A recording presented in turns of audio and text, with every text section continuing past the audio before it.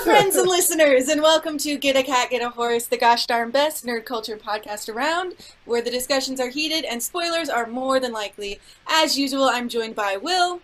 Pew, pew. And MJ. What the hell is going on? I gotta was make gonna up cool say, like, catchphrases. Sounded like every you time. like you're the guy who sneezes weird. Like that's what that sounded like. Yeah. MJ, why don't you say hi to the nice people? Hello. Hello. And this is episode 32, So Bad It's Good.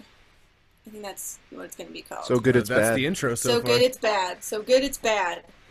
And the reversal of which.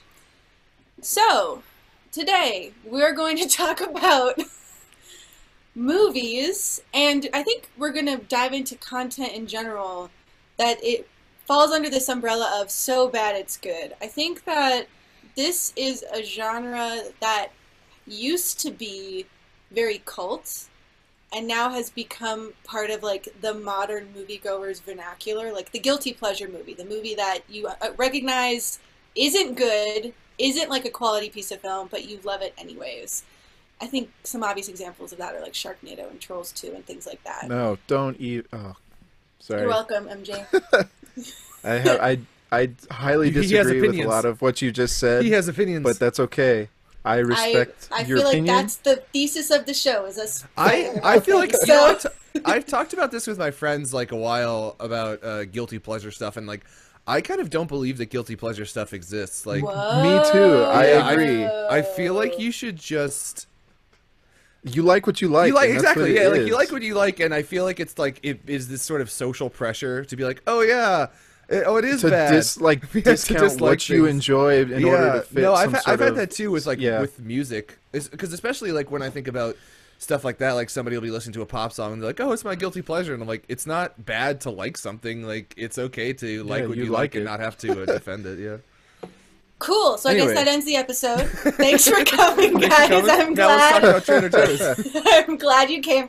Okay, Will, you actually brought up some interesting points. I'm like super surprised that you I know. I was about to say, managed you actually said something interesting. You total ingrate. You brought up some really interesting points. We have this running Google Doc where we talk about the topic beforehand and kind of brainstorm. And Will brought up some interesting ideas about this genre, I guess you could say. In particular, first I want to, you guys have made it very clear that you don't believe this exists. And I think that's a I valid, don't at all. in a lot of ways, I think that's like a valid argument. I think there also is a place in this discussion, at least from my perspective, that allows for people to have genre bias. And I find that the movies that I brought up on the So Bad It's Good list had a specific genre bias. These were like fantasy movies, fantasy sci-fi movies that had really bad scripts. Dude, and Dark Crystal kind of equally hurt my heart, bad- man. Yeah, and like really I don't. bad acting. I also don't really agree with a lot of your guys' choices. But Oh no, man! MJ throwing shade. You're fighting already. I do. I like. I don't know. This is like a topic where like I totally understand where the concept of so bad that it's good comes from, and why people like are attracted to that idea.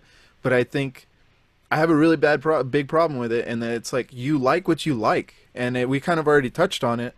But like, I also understand that people want to be like, oh, but it's so bad, because they want to be able to talk about it in some sort of context where other people can relate, as opposed to just being like, no, I just like this stuff, and other like it makes it the barrier of entry a lot easier for other people to get into if you say like, oh, but it's so bad it's good. That's the way I feel that like most people talk about it. Have you ever In But order I to, kind of I disagree with that, at least in part. I think that there's a lot of like really purposefully shitty content that kind of markets Oh, no. itself on hokiness, and that's No, where now this there genre is, yeah. lives. Yeah, and I'm saying right now that's where this genre kind of lives. And that sucks. But my experience with this particular like group of content is that, especially when I started to criticize things more and like recognize filmmaking and like have an opinion on like the actual craft, like there are things out there that I don't think are good, you know, but Yeah. that I But still I'm sure there's enjoy. somebody And else it's out not- there also thinks it's good. I know, but it's not about me justifying my liking it. It's about me recognizing its flaws and liking it in spite of them. You know what I mean? Like that. No, yeah, I understand the that. title is coming from like actual like critical insight, not from like me being like, "Don't worry, guys. Like I know it's bad." You know, like Have you I ever listened to How Does This Get Made? How did this get made? I love that podcast. Yeah, I don't like that podcast. I don't like it. I don't really I like it. love it. I think it's great. It's not for me. I think it's But, I can don't be know. funny, I but a don't- lot of times I also feel like this has something that bothers me. It's funny because my brother has like showed me this stuff too. He's like way into movies that are like everything wrong with The Force Awakens in 25 minutes. Ooh, yeah, I and can get I behind that. do not like those kind of things. Like I don't know, because it just to me gets like so kind of banal and like nitpicky at some point that like it just stops losing its interest when it's like because I feel like in the same way that people when they like something they gloss over a lot of like these things that they would find to be wrong with it, and then if they dislike it they like instead go in and nitpick it, I guess. Like it But sort of isn't gets that like a little... doesn't that put them in the position damned if they do, damned if they don't will? Like they're not liking it in the right way and they're also not disliking it in the right way. Yeah, You I know? guess. I mean, they're just disliking. I'm just saying it's not for me. Like, I don't find it to be. I don't find that kind of criticism to be that like fun. Like, I find criticism about themes and like things like that. But when you sit down and you're like, oh, Ray says this, but 5 minutes before she said that. Like, when it gets so nitty gritty like that, I just find it to be like. I find it to lack like any. So what? I guess is the point. Like. So they made a Yeah. mistake here. Like, if you like it, you'll suspend disbelief. If not, you won't. Like, it just seems like they're sort of saying the same thing over and over again. I don't know. I just find, like, that type of criticism to be a little bit annoying to me. Like, when it gets so nitty-gritty, I kind of like things that focus, like, a little bit more on the bigger pictures. But I guess that's maybe just, like, a personal thing. Yeah. I'm No, like sorry, I'm I not get, listening to no, Tyler. I get what you're saying. I get what you're saying. I'm not like I'm just saying. I guess my perspective is like, especially now, like my enjoyment of things comes at such a higher cost. Do you know what I'm saying? MJ and I think you and I will have both like sort of picked on this a little bit, right? Where like I feel like because I criticize things so much now, like my theater experience has drastically changed. So like I know that like going to see Arrival this past weekend is probably going to be the highlight of my year in like movies. And that's like one of maybe 3, maybe, that I can remember that like really like captured me and really like brought something out. So finding a way to enjoy things that I recognize have flaws has become like part of how I view The norm. content now. Yeah. So like, and there's something in me that like when I saw Jupiter Ascending, I was just like, screw everything. Like I don't care.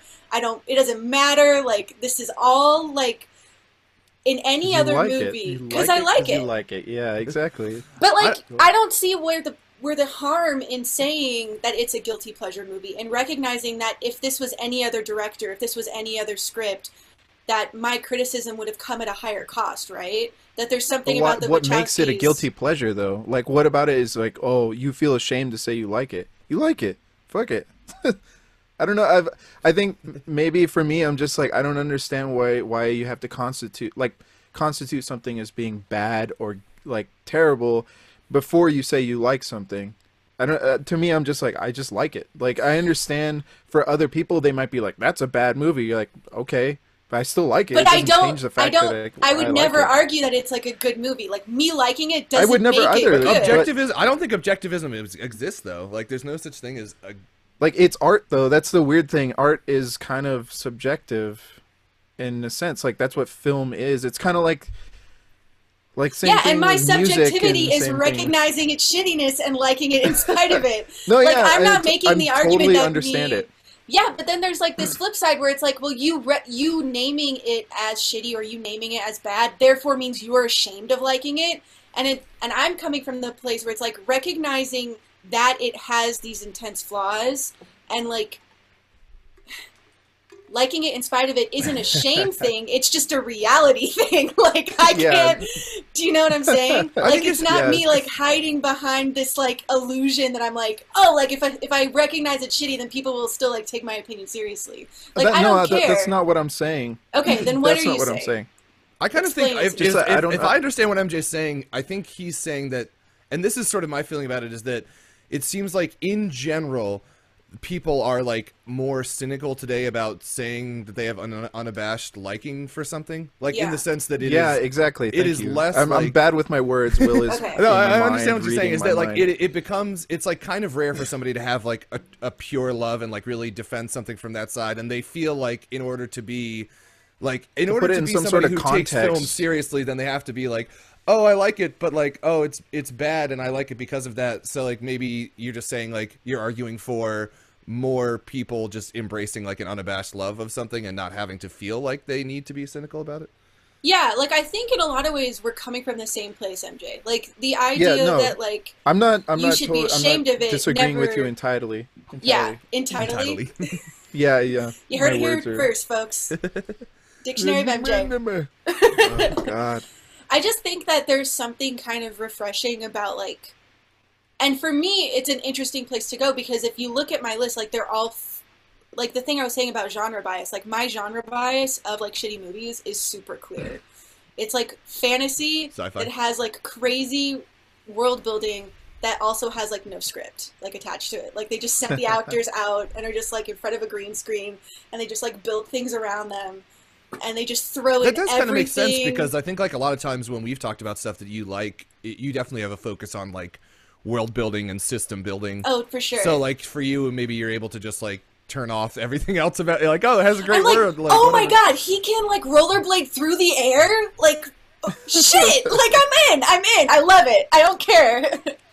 That's Like, some- I Please feel tell like- me you've seen like Last Starfighter and like Oh my god, I Dune love and all Last these. Starfighter! I love Last Please Starfighter. tell me you've seen all these. I haven't Okay. seen Dune. So I just want. Oh my God. Okay. know. I Sorry. I'll let Dune, you. Dune was a weird one for me. Like I came in with such expectation about it because it's like, oh, David Lynch, one of my favorite directors. Like Dune, possibly my favorite book of all time. And then I kind of saw it and I was It's like, not what either of is those two this? things. I And know, that's it's like, what's what kind of is great about this? it.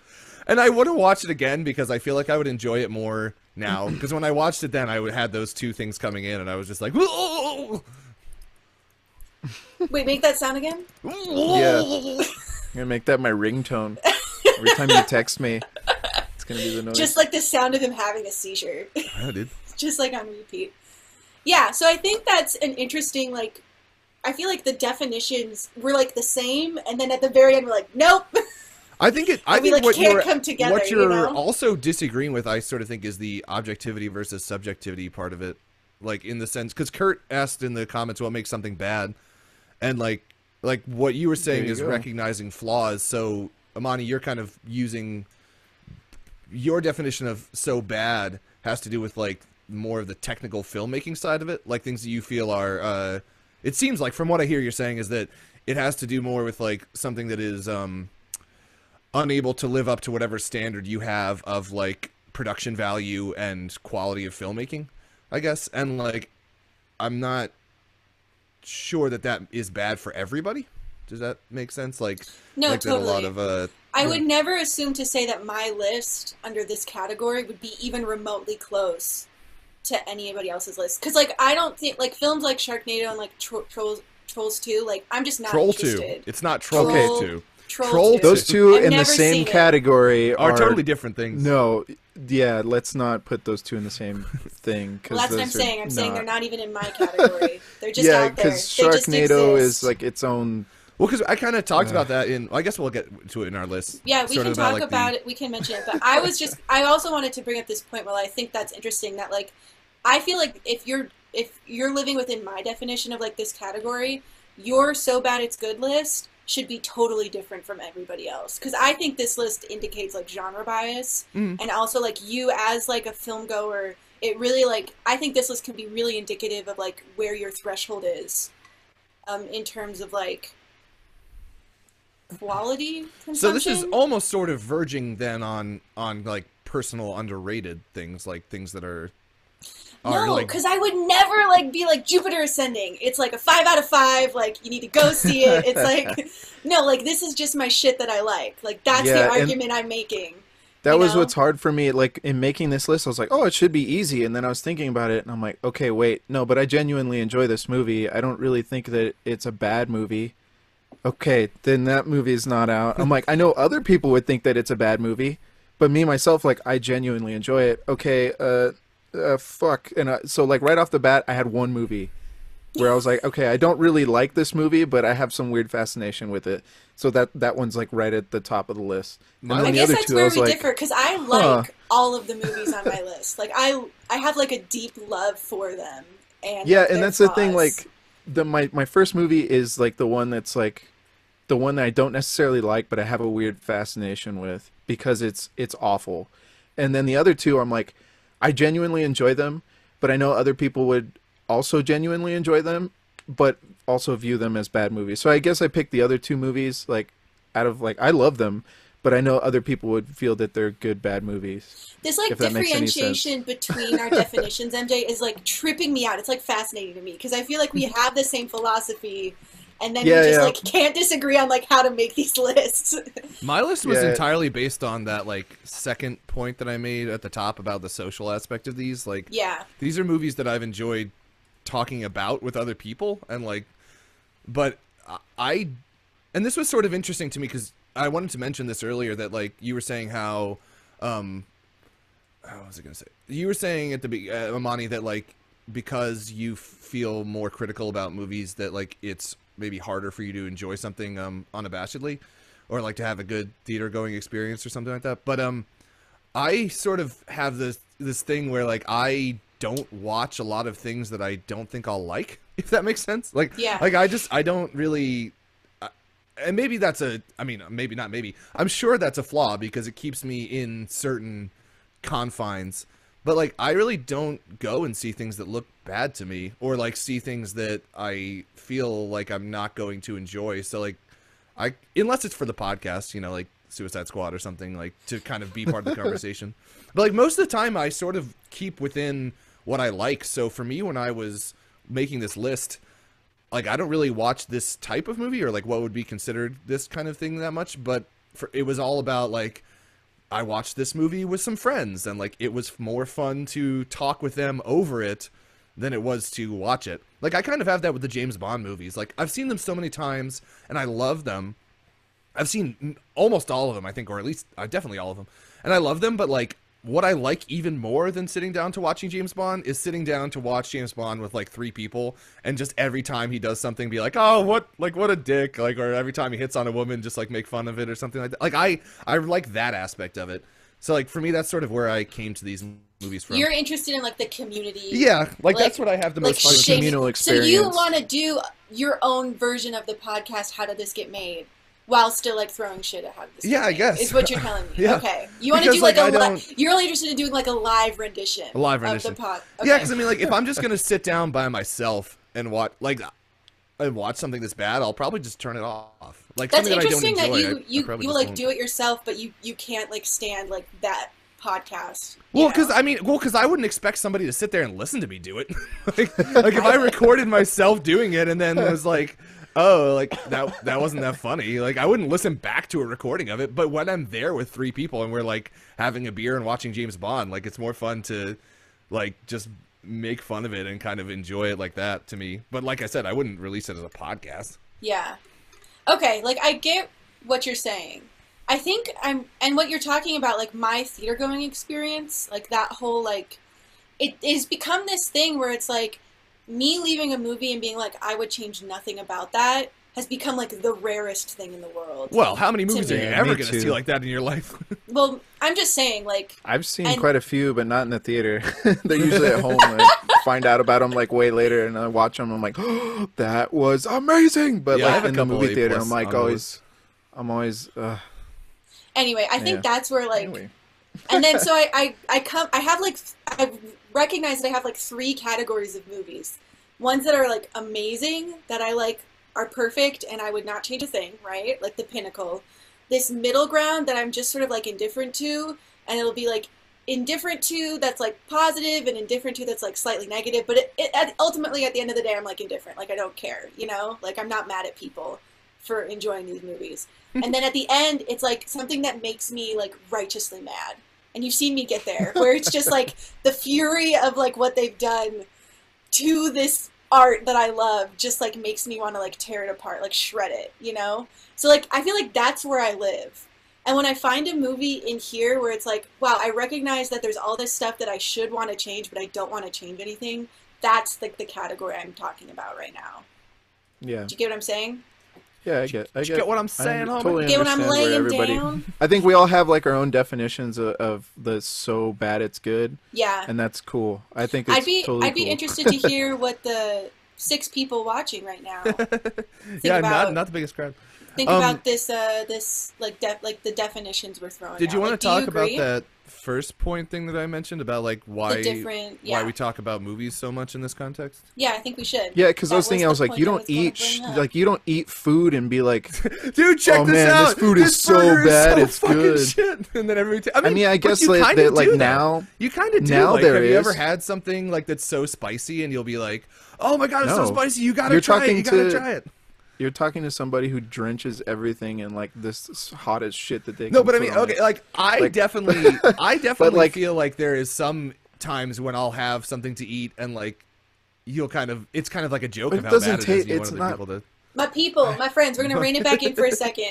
All The right, thing that sorry. we're talking about, viewers, is that this category of so bad it's good tends to live in the film sphere. Like we don't really talk about books that are so bad they're good. Well, I guess like there are things that I think that have become like social phenoms that you could put in this category if you were going to port it over.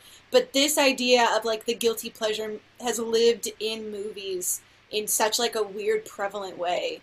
And I think we want to talk a little bit about why it's not like maybe jumping genres or jumping, like what would you call it, like content groups? Jumping. I don't media know that forms. it's really. Jumping I wouldn't call it media a forms. genre. Yeah, I'm going to call it a genre just to piss you off. that's fine. You're more than welcome to do. One of these whatever days you I'm want. going to That's- actually piss you off, MJ. It's going to happen.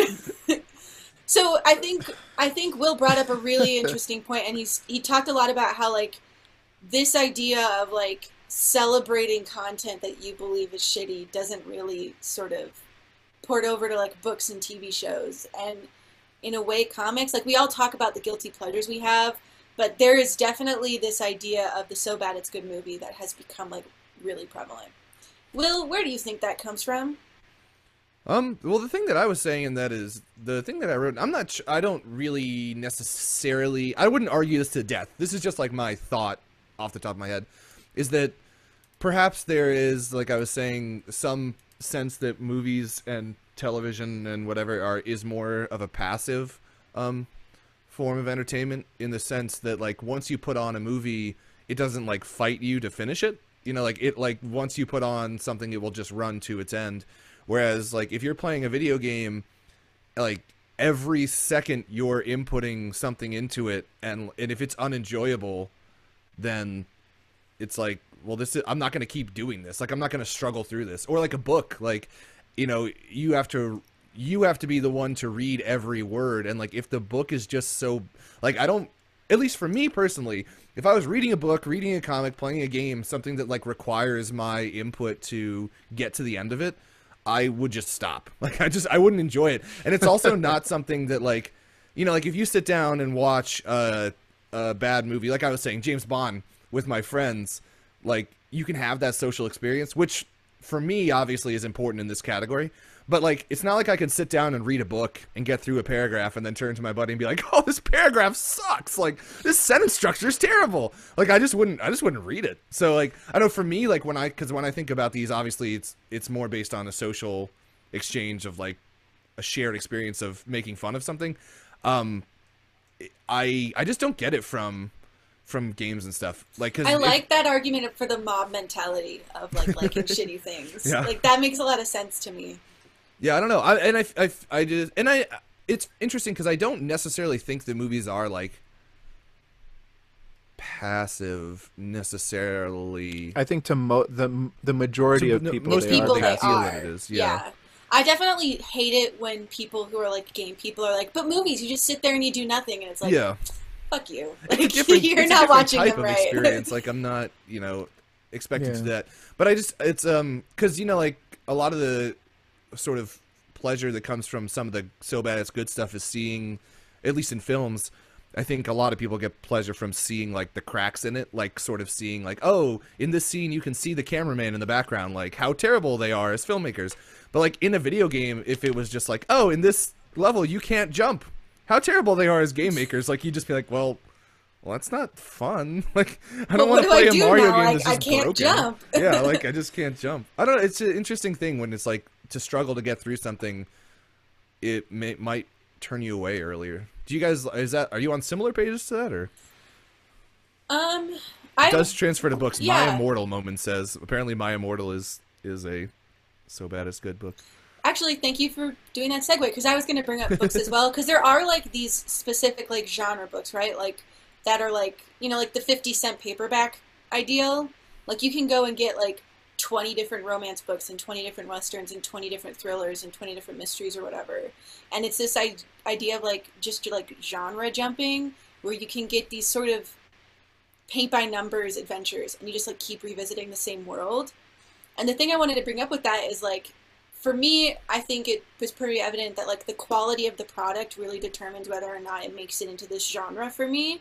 So like there are books like that are badly, I would argue maybe badly written, but like become like this sort of like genre comfort zone for people, and they'll just like speed through like a bunch of that content, you know? And you're right, it lacks that like group experience and that group mentality, and I think there is a lot more shame based around like these kinds of things. Like you don't like go out and be like, yeah, I have like all of the Nora Roberts books and I love them, you know, like, but like that does happen. And I also wanted to bring up like that there is kind of a little bit of group mentality when it comes to literature in like the Twilights and like the 50 Shades kind of things. I feel like where people just like just groups like of those, people. though. Well, I think that they should get a dose of reality because those. See, books, and that's sort of I think where the difference is of it ultimately. I think also Yep. that there are a lot of people who recognize that they're not literary masterpieces, right, and are just like enjoying them, which is where I'm coming from in this specific. And I think where you guys are coming from too. Like I think there are a lot of people who are okay with saying, yeah, like these are not good, but I still like them. And that's fine. That's like where I'm at, you know? And like for me, recognizing that something is bad isn't the same as like being ashamed of it. Yeah, I just don't like again in the it's that last sentence. I'm up with you until the end. Yeah. But then you're saying recognizing that something is bad. I just can't get on Like, board with that. If you like it, you like it. That's for me. That's I'm what there I until I the- don't I'm understand there where until the this like very end. block is coming from. Like, why is liking something that's bad such a thing? Because for you the guys? definition of bad is completely subjective. Arbitrary, yeah. And I'm saying it's Yeah. allowed to be in this genre. Like this genre is a subjective genre. It's different for But it's everybody. not a genre. That's the point. Yeah, I mean you're right. Genre is not the right term, but like this category of thing, right? Like it's self-determined, and it's supposed to be. Is my point. Yeah. I don't know. I just can't. I think like, I've like totally. I just think can't. we've- I just can't. totally, I like, just can't get come behind the to the bad. end of this. If you came to like the end of the sentence and you said recognize that maybe it is not for me, but I still like it. Like I understand that, but like. But it just saying is the for whole me. thing- Like I love it, and it's bad. But you can't call something like objectively bad. I just that's my like. I just don't agree with that mentality. Wait, what do you mean? I can't call something objectively bad Yeah. and still like it? What do you I'm mean? saying like I don't believe that it is possible to pass judgment on something as being bad. I think Then you why can are we say- here, Will? Why are we doing this podcast Because- if not to give our opinions on things? Yeah, no. I'm not saying you can't give your opinion, and I'm saying like you can say, and that's the whole point. Like the whole point, we did the 5 things that we, So you people know, could identify so with people you can as identify who your Amani tastes. is, who Will is, who MJ is, and so they can get tastes. And then when you say I didn't like this movie, like then it kind of makes sense. But if you just say like this movie is bad, or like this is the best movie of all time, it to me it like just rings totally hollow because it is so not a definable trait. I don't know. That's just like my feeling. I just don't like labeling things as particularly good or bad because I don't believe like those traits can be determined by somebody. That like super confuses me because I feel like you're saying that it's okay to criticize as long as you don't like really state whether or not it's bad or good. No, because the criticism No. is subjective. You can't say like this is a bad movie. You can say, listen, I But like The doesn't Godfather. everybody come into criticism with the like? To me, that's like so past like, just like I just assume that it's all subjective and that I'm allowed to disagree with whatever people are criticizing. Like that just seems like so if they say it's bad or good, like who cares, because it's subjective and like I'm allowed to make my own decisions outside of like I their absolutely agree perspective. that. I just don't think that you should like I think you just don't think you can or are able to or should say that something is bad or good. Okay, I think we're you can doing say like things... a new scale on this podcast. It's either bad or it's good. Period. No, I don't know. It's just like something that I've always felt like I don't feel like criticism has any place in putting like in putting what somebody believes to be an objective quality stamp on something. I think like to me the job of critics is to define their own aesthetic principles, and then say and then the people where something identify with that individual. Yeah, and then That's say the way where I something see it. fits into that scheme. How that is they this have not designated. doing that? Is my question. Like I'm totally like I'm up with you until the very last part. I'm like I agree with everything you say. How does this not fit into that? Is Because my I question. I don't think like ever saying something is bad or good is a doable thing. Does this make sense to you, MJ? Am I making sense? No, I totally oh my understand. God, I am losing it over here. I'm losing my mind. I understand. I kind of agree with Will. Sorry, Amani. But, At 2MJ. Because yeah, I know, right? But I kind of agree, and that's the way I've always felt about it. Is like when people criticize things, it's not necessarily that it's declaring that something is good or bad. It's more so that they feel that it's their opinion. That's the way that they see it, and people don't necessarily like, oh, it's bad because he said it's bad. It's like, no, I identify with a large majority of this individual's wait, hold on. I identify with a large majority of this person's taste and this aesthetic. I identify with this individual, and if he thinks it's bad, I tend to agree with his opinions, so in turn I probably won't like it. That's the way I understand, like that's the way I see like the whole bad good thing. But when you're going like and saying like this movie is bad, and then everybody I don't know, like it's hard to put it into words for me. I'm not good with words. Words bad. And no, but are your words an subjectively objective bad or yeah, exactly? Are your words subjectively or objectively bad? because like okay, a good example, Manos: The Hands of Fate, the worst movie ever made. I watch it. I can watch it without the MST3K, and I go, that's not that bad. Like I honestly don't think it's the worst movie ever made. I've seen worse movies, and it's all yeah. I don't know. But even Well that, said. I would say you That can't size say says it you can't all. say I've seen worse movies. You could say I've seen movies that I like less that I have, and identify yeah, with exactly. less, but they're There's not like the movies in that some I scale personally have worse. seen and I feel are worse than Manos: Hands Okay, of Fate. so tell me if I'm understanding the crux of our disagreement here. 1, you can't have opinions on things. 2, I'm wrong. Is that what you're saying? That Is is that the no. argument that you're making? I think is you're. not what That's the I argument think that Will's everybody is making. everybody is totally entitled to their opinion. No, and but seriously, I want to will like fight you to the death for you to be able to have your opinion. Whoa! guys, I'm just. I will my kill life. you so that way you can So you have can your have an opinion. opinion. Damn it! That's funny. So let me try to understand this. I want to try and put this into words so that I get it. So the idea that like all art is subjective.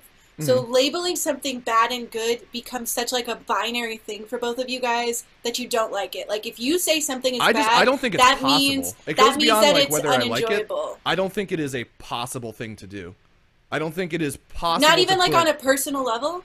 I think on a personal level you can say you don't enjoy it, but again, like then I don't think it is possible to say that this art is good, this art is bad. Like I honestly don't think that that is a universe like that is able to exist in the universe. And see, I do, but on like an individual basis, right? And that's where I think we come into line on this like whole idea of like criticism as an opinion-based thing, and you find the critics that you align with. Oh yeah, absolutely. So like I'm your personal. totally good with that. So when I say good and bad, this is like me like saying this about my views on art and how I see content, right? Yeah, and so because of that, I believe that it should be worded or discussed in a different way. Like, oh, because so you don't like that I use I thi- words? Interesting. I Is mean, that the right? Is that correct? Is that your opinion?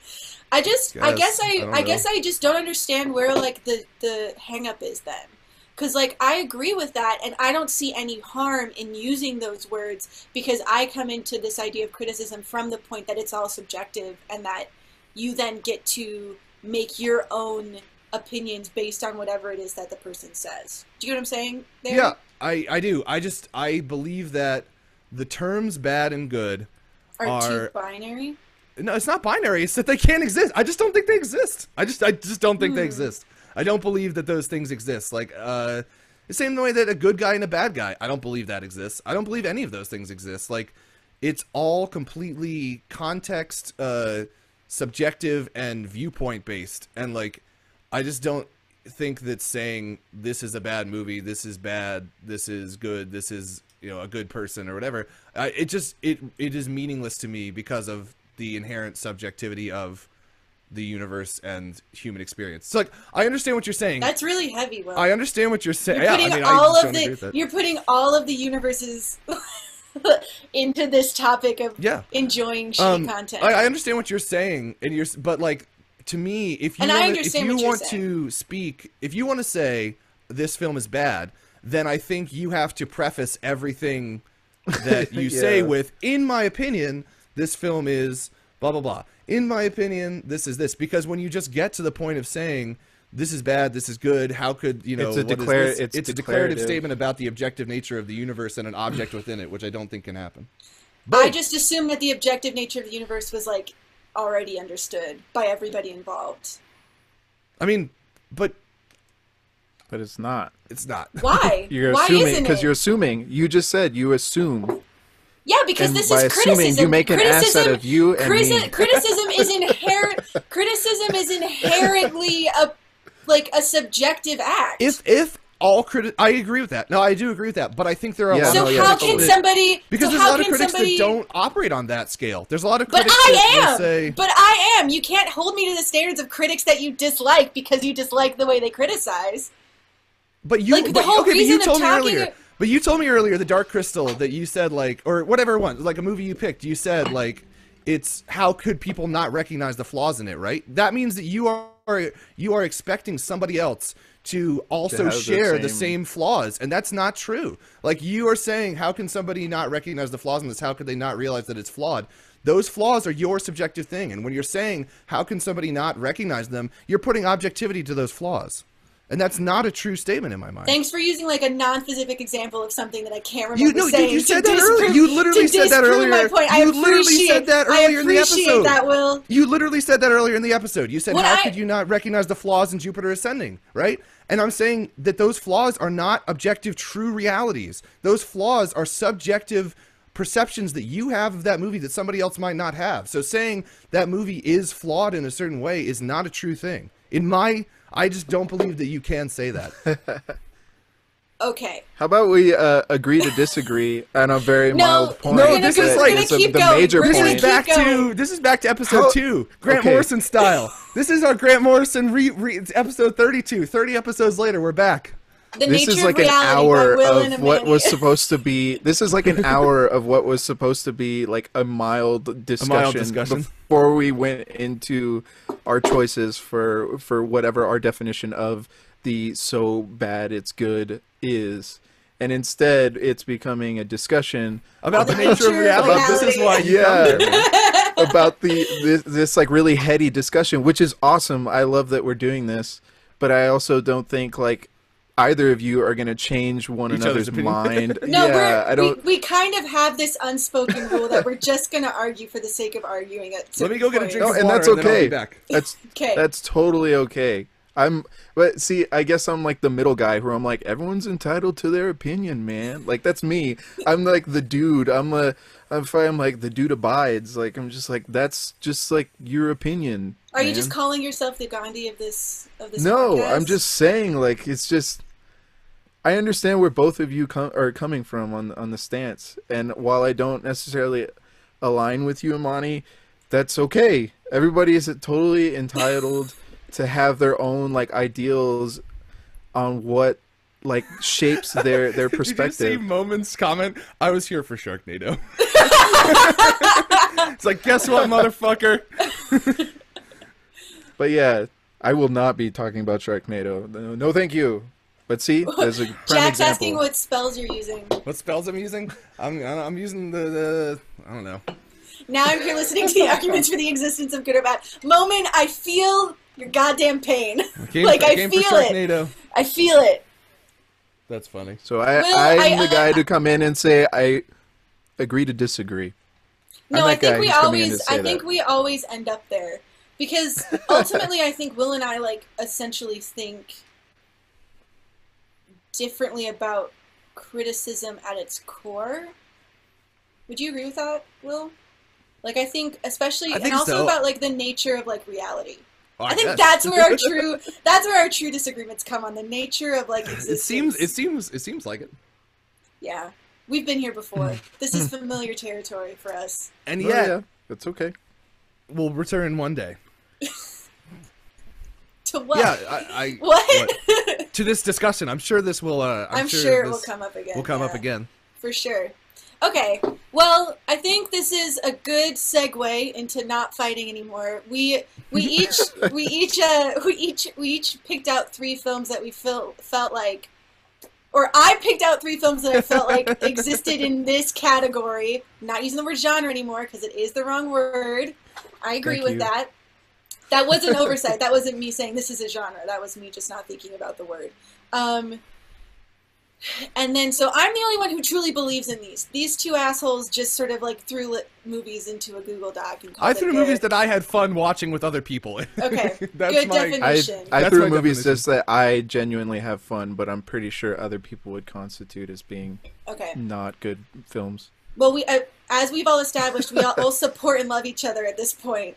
We Yes, have become, of course. We've become that. This is some Grant Morrison level topic. Yeah, this is some Grant Morrison level shit that we're getting into. We should do that for like our 100th episode, the breakup episode. We should Fight do it. The breakup. We should do that. We should do that. I wonder Like what MJ thinks set a about Grant finality Morrison. to this once and for all.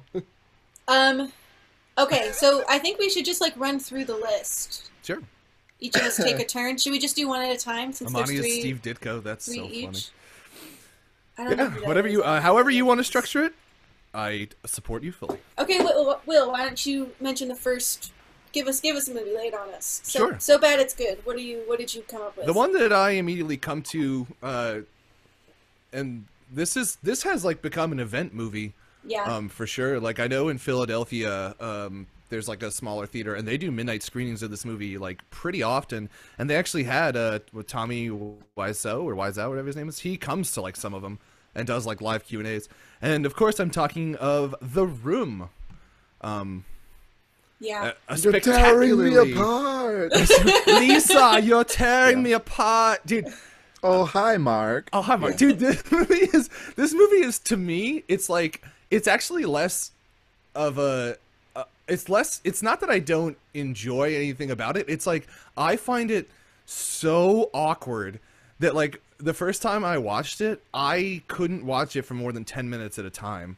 Like You watched it alone though, didn't you? I did for the first time. And That was a mistake. It was a mistake. I like was just cringing my way through it. I was just like, everything I was seeing, I was just like, no, oh, no, no, oh, no, no, no, no. And just because the way that Tommy Wiseau, like, acts and communicates and sets stuff up is... I don't know. Like, it's so not- horrendous. It's so horrendously inhuman and, like, so interestingly awkward. It's fascinating. Like, how... just different apparently he sees human interaction. Is he an actual human person? Yeah, I don't know. It's the question people Like, walk away from. yeah, that he's movie. like, it's like somebody explained to him human emotion. Like what and then humanity he was like, is. oh, I understand this, I will make a movie about it. And like, it's so just bizarre. And Did you it's see, Will, did you see that the trailer for the new one? the trailer for the new one? Did you see like the documentary, like Yeah. docudrama reimagining Yeah. with the So what the are the guy- name so of the brothers? No, I think it's Seth Rogen and isn't it Seth Rogen and James Franco? And James Franco, but James Yeah, Franco's James Franco brother did is it. in it. Oh, He's playing. It's like James Franco's the main guy, like and Danny James Franco Franco's or brother, something like that. Dave Franco. Dave Franco, yeah. There we So go. I guess the series of this movie came out in like the early 2000s, and apparently like the actual production of it was just like a shit show. Like the woman who Rife plays with Lisa like problems. wasn't supposed to be the same woman, and then the guy who plays Mark is like his friend slash like later they became maybe not friends slash like were they ever friends? Is Tommy Wiseau like a real? Does he exist? Like it's hard to know. And then the guy, I think his name's like Gary Shandling or something like that. I don't know what his name is. He wrote a book about this movie, about the making of this movie, and like how bizarre the circumstances were. And now there's like a docudrama being made about the book, like from the perspective of that guy and like the creation of The Room. And then also now the two of them, Mark and Tommy Wiseau, I don't know who the guy's name is. Did you just hold on? So I'm Gary sorry. Shandling? Did you say Gary Shandling? That's the movie. That's the word that came to my mind. It's certainly not the Larry Gary Sanders Larry show. Sanders show. Yeah. Well, his name is something like that, isn't it? It's like something with an S. I don't know. Sorry. Anyway, go ahead. No, and so now they're coming back together to do another movie where they play like friends slash heist. Thank you. And what the world needed. Yeah. In this time of trouble. Like I said, this movie is really infamous. It's kind of like the Rocky Horror Picture Show, I think, like in the sense that people bring like footballs to the theaters to like toss, throw around. You know, and like because like half of the movie is done with him tossing a football and just being like, "Hey, oh, nice catch, Billy," or whatever the kid's name is. Like it's really strange. But the thing that like made me question or was interested in this movie was I think sort of what anyways, how's your sex life? Thank you, Cinder. Made me question or is the self-awareness of Tommy Wiseau, because like now he goes to these showings and he like speaks at them and stuff, and he talks about he's monetized this. Yeah, for and himself. he talks about how he meant it to be like a black comedy. No. And like yeah, no, and that's the thing is like no, is this, and that's what I was wondering is like, is this from this perspective, right, of like we're talking about of enjoying something because of how odd or goofy or weird or like strange it is, does that require the person making it to not be in on the joke? Interesting. I guess, you know, like, because like now if he were to make a Room 2, like it would be influenced by the fact that he knows what people think is weird and funny about the first one. And like, would it be possible for him to make that and still be enjoyable? Or like, is it birthed out of this weird microcosm of him being so unawares of the way everything worked? And like, that's why people are so fascinated by it. Because like you were saying, MJ, like things like Sharknado and stuff turn you off because they seem almost to be purposefully done to be like, they are purposely. How do we make it as cheesy as possible? Or like, that's the thing. There's a lot of these movies. There's a lot of these movies where they spawn a sequel because everybody, like, the original becomes like this cult hit, but I mean, a lot of the times they become cult hits because they're kind of inept as far as like being films, but like that's the charm of the movie in itself. Like The Room, like Birdemic, which is an awful movie in my opinion. Thank you. I was about to say MJ. Yeah.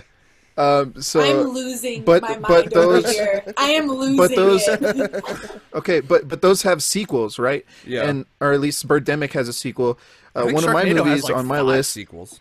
Yeah, but one of my movies on my list has a sequel, and the sequels are always self-aware because by that point they're aware that like, oh, these are bad movies, quote unquote, to the public, and people enjoy them, right? Yeah. Now I'm gonna have to do this shit. You brought this on yourself. Yes. You brought this in your own house. Yes. I didn't.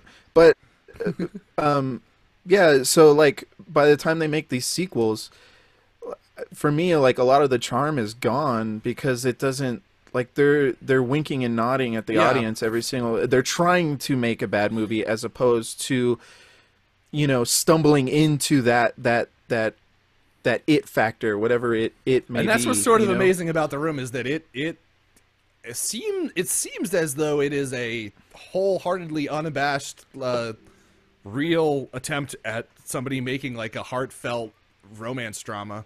And it just ends up like revealing his own like deeply troubling psychology about like women and like human really relationships. Like, like this guy's a serial killer in the making. Yeah, basically. dude. Like the whole script, like the sex scenes are so weird. Isn't that what sex is, Will? Oh, but like, isn't that so the sexiest thing you've ever seen? the guy who plays Mark, Making love to someone's belly button is the way guy to go. well, it's because the guy who played Mark refused to be shot with his pants off. So like all of his sex scenes, he's wearing jeans, and like he won't take them off. So it's just like naked women, and then like this dude in jeans. Like it's super weird. If you are interested in seeing it, if you YouTube cringe compilations and find enjoyment in that, then this movie might be for you. And I would highly recommend seeking it out at some type of midnight showing or something like that, because I think also my experience was seeing it in New York to like this theater that does it every week. It's like a weekly thing, and Tommy, whatever his name is, has been there as well. Like he has the whole like circuit that he just goes around. Tours on this movie, honestly. But like seeing it in a theater with like an established theater where you know you're going to get that group experience, and also seeing it with somebody who's seen it before, like that's the way to go see this. This is truly like what Will's talking about, like a group experience. Yeah, it is something that almost like rewards you for more, well, in a weird masochistic way maybe. It's kind of like rewards you for rewatching and becoming like familiar and quotable with it, and then being able to have that social interaction, and like totally. that's what I find appealing about it. But it is certainly an interesting insight into another man's view of human interactions. It is a thing that you can go see. It is a thing that you can go see.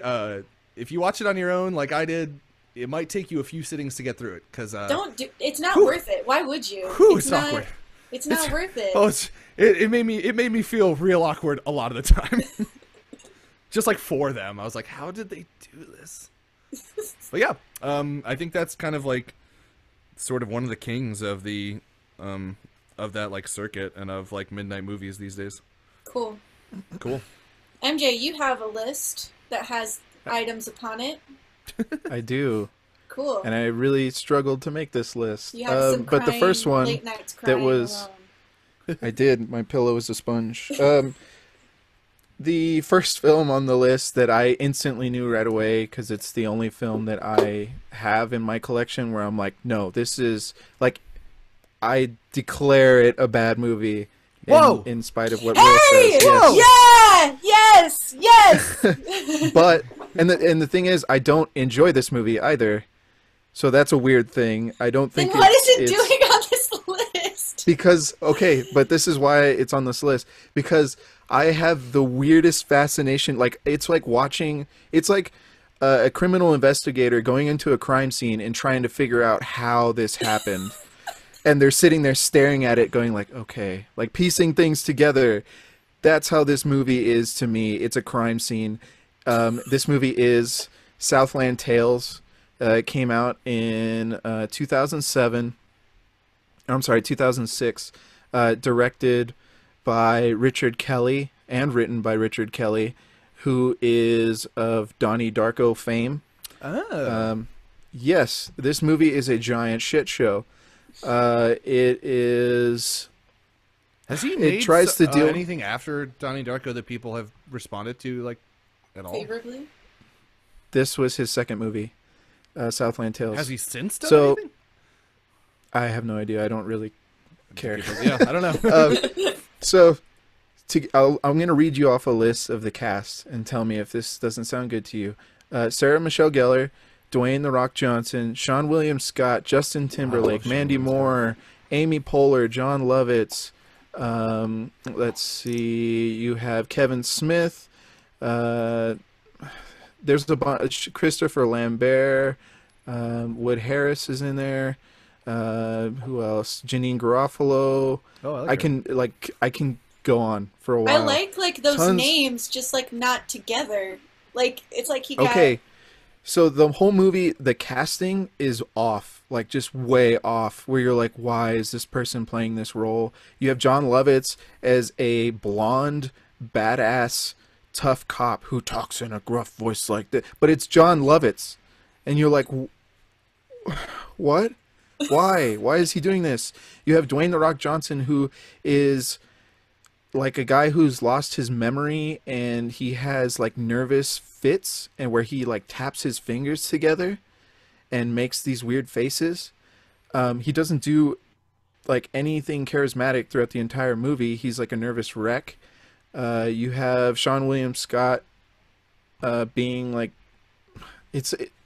I can't explain it because the movie's such a mess. This movie is number 2 on Empire Magazine's list of 50 greatest independent films of all time. No. I'm just going to say no. You watch it, please. Please, I beg you to watch it. It's a movie that I watched, and immediately as soon as I was done, I was like, I have to do this again. Hold on.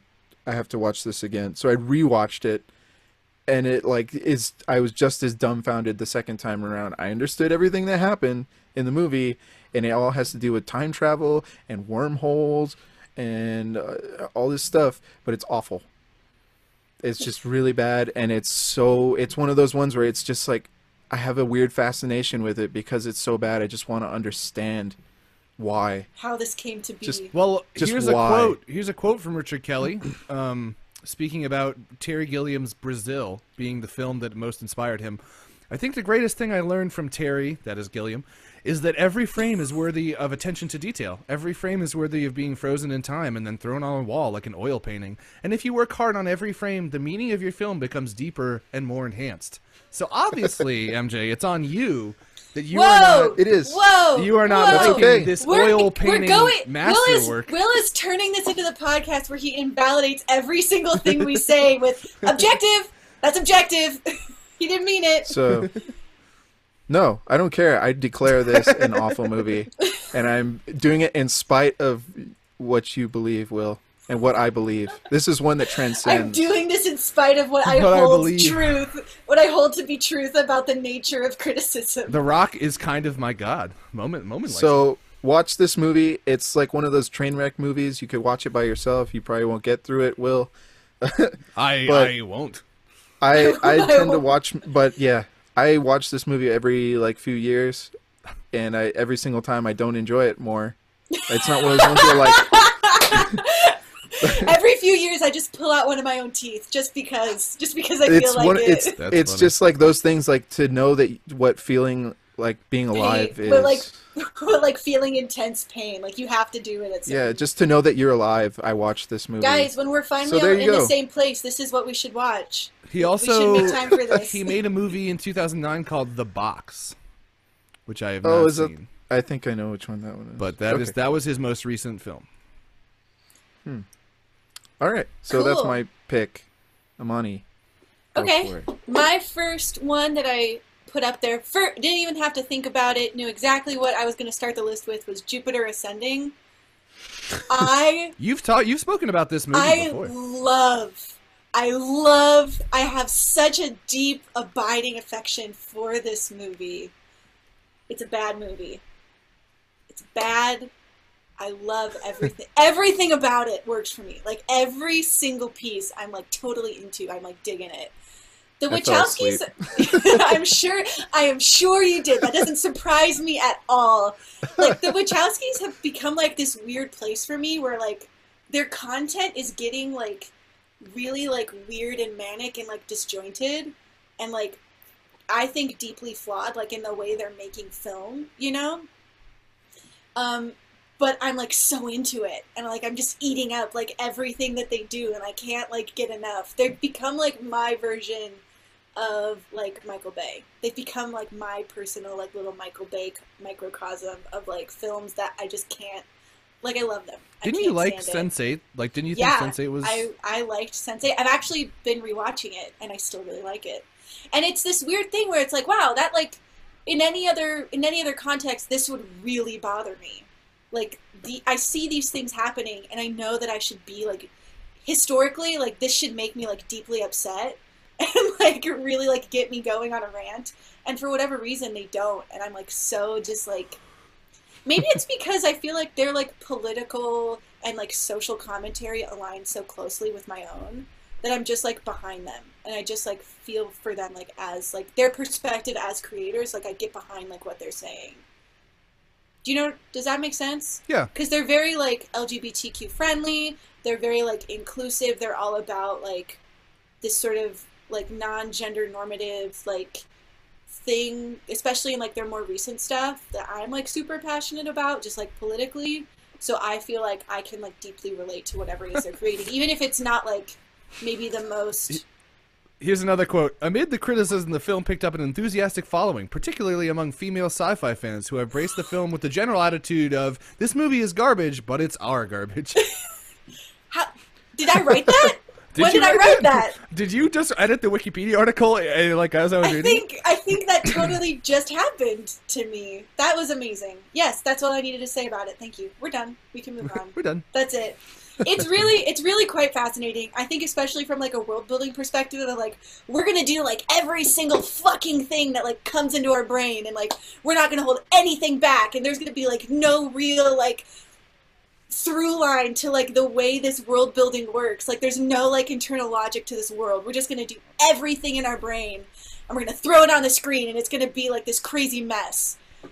I'm like so in love with it. It kind of looks like a cracked out Fifth Element to me. It's like, yeah, it's like Fifth Element, except for, I feel like Fifth Element, you watch it and the world, like, has this weird logic that, like, everything still feels like it fits in, Yeah, you know? internal Like, logic. it's like like this weird, like, mosaic, like, puzzle piece, and as you build it, you're like, oh, okay, like, it may not be something I would make or understand, but, like, I get where they're going with it, you know? Like, Jupiter Ascending is so not that. It is like they're gonna be like half dogs. They're gonna be like full like reptile aliens, and like there's gonna be like a little. There's like, an elephant that's flying a plane, a ship.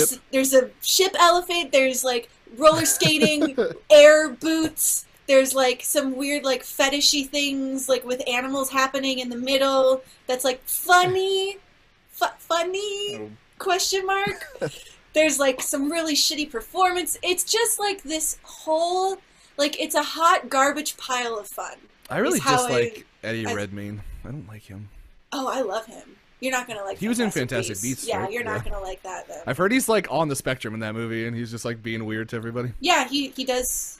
Yeah, he's really playing a character that has, like, a really hard time interacting socially. Yeah, social things. But, honestly, that was one of the things I liked most about it, which we can talk about at the end. Anyway, Jupiter Ascending, I have a deep and abiding love for this movie. I would never recommend There's an orgy bubble? I would never recommend... Yeah, there's an orgy bubble. Oh, sold! I'm watching this right now. Podcast's done. See you later, Will. Yeah, bye. I don't know how to describe it. And, like, I would never, like, recommend this movie to people. Or even watch it with other people. This is, like, one where it's, like, I don't care what the group says. Like, I can, like, have, like, my own little moment. Put on my orgy bubble. Get a nice hot cup of tea. Oh, man. Let's just do it. Orgy bubbles all over the place. I don't even feel like I have to defend this. Like, it's so past defending. Like, I don't care what anybody else thinks about it. It's for me. This movie was made specifically for me. Alone. Nice. This isn't your movie. This is my movie. I am interested in seeing it. I am so, like, dreading you having an opinion on this. Well, you know, like I said, it kind of reminds me of... It looks like it has elements of... Fifth Element, elements of Fifth Element. It's like if Fifth Element wasn't good. And like, I really love the Incal, but something that I think a lot of people might dislike about the Incal is that when you read it, it is like so. Oh man, it's all over the place. There's like people with dog heads, and it's just unexplained. Like when Jodorowsky writes sci-fi, I don't know if you've read any of Jodorowsky's sci-fi. I haven't. Like, the Incal is kind of like that. It almost sounds like what you described, where just like from the get-go, he's just like throwing you in and introducing all of these like weird like techno priests and meta barons and doghead men and like he has no explanation for it. It's just sort of there, like that's just. But I think the true genius of Jupiter Ascending and the reason it like falls so badly on its face is that they do try and explain everything. Oh. Like they really try and like connect the pieces and like no, like it really does work, and you're like. It doesn't. It doesn't. Just keep going. Like, I don't care. Like, it's cute that you're trying to make it work. That's adorable. Like, it's an adorable movie. This is, like, the cutest movie you've ever seen in your life. It's, like, so... It's so, like, puppies and unicorns and, like, farting rainbows. Channing has weird makeup in that, too. He has, like, a whole he's a dog. Weird thing going on. He's part dog. Wait, is that the thing? Yeah, he's, like... Yeah, he's part dog. Yeah, he's part dog. I just saw his face and I was like, it looks like he's a dog who can air roller skate. Yeah, in this world, they breed, like, human animal hybrids to be soldiers, and like that's the explanation. Is Mila Kunis an animal person? No, too? She's a space princess. Duh. Oh, duh. What are you talking about? That's really Doesn't she control bees or something? Or she's like the princess of No, bees? the And then they bees never talk about it recognize ever her. again? No, MJ, the bees I recognize. fell asleep. I Silly told The you I fell bees- asleep. The bees recognize her inherent royalty as bees are wont to do. oh, that makes sense. Not Don't the be- bees. okay. Oh Don't my be god. a fucking moron. Not The the bees bees. can Okay. just tell. I thought it was just a lucid dream that I was having. It was a lucid dream the Wachowskis were having. That's for damn sure. Do we we've been going for a while. Do we want to Maybe go we through the just whole maybe three we lists? should just like mention the other two. Like let's not discuss Sure. them. We should just mention what they My were. other Will, what were two- your other two? Was No Holds Barred, which is Never heard of it. Oh man, that one's so good. it's pretty wacky.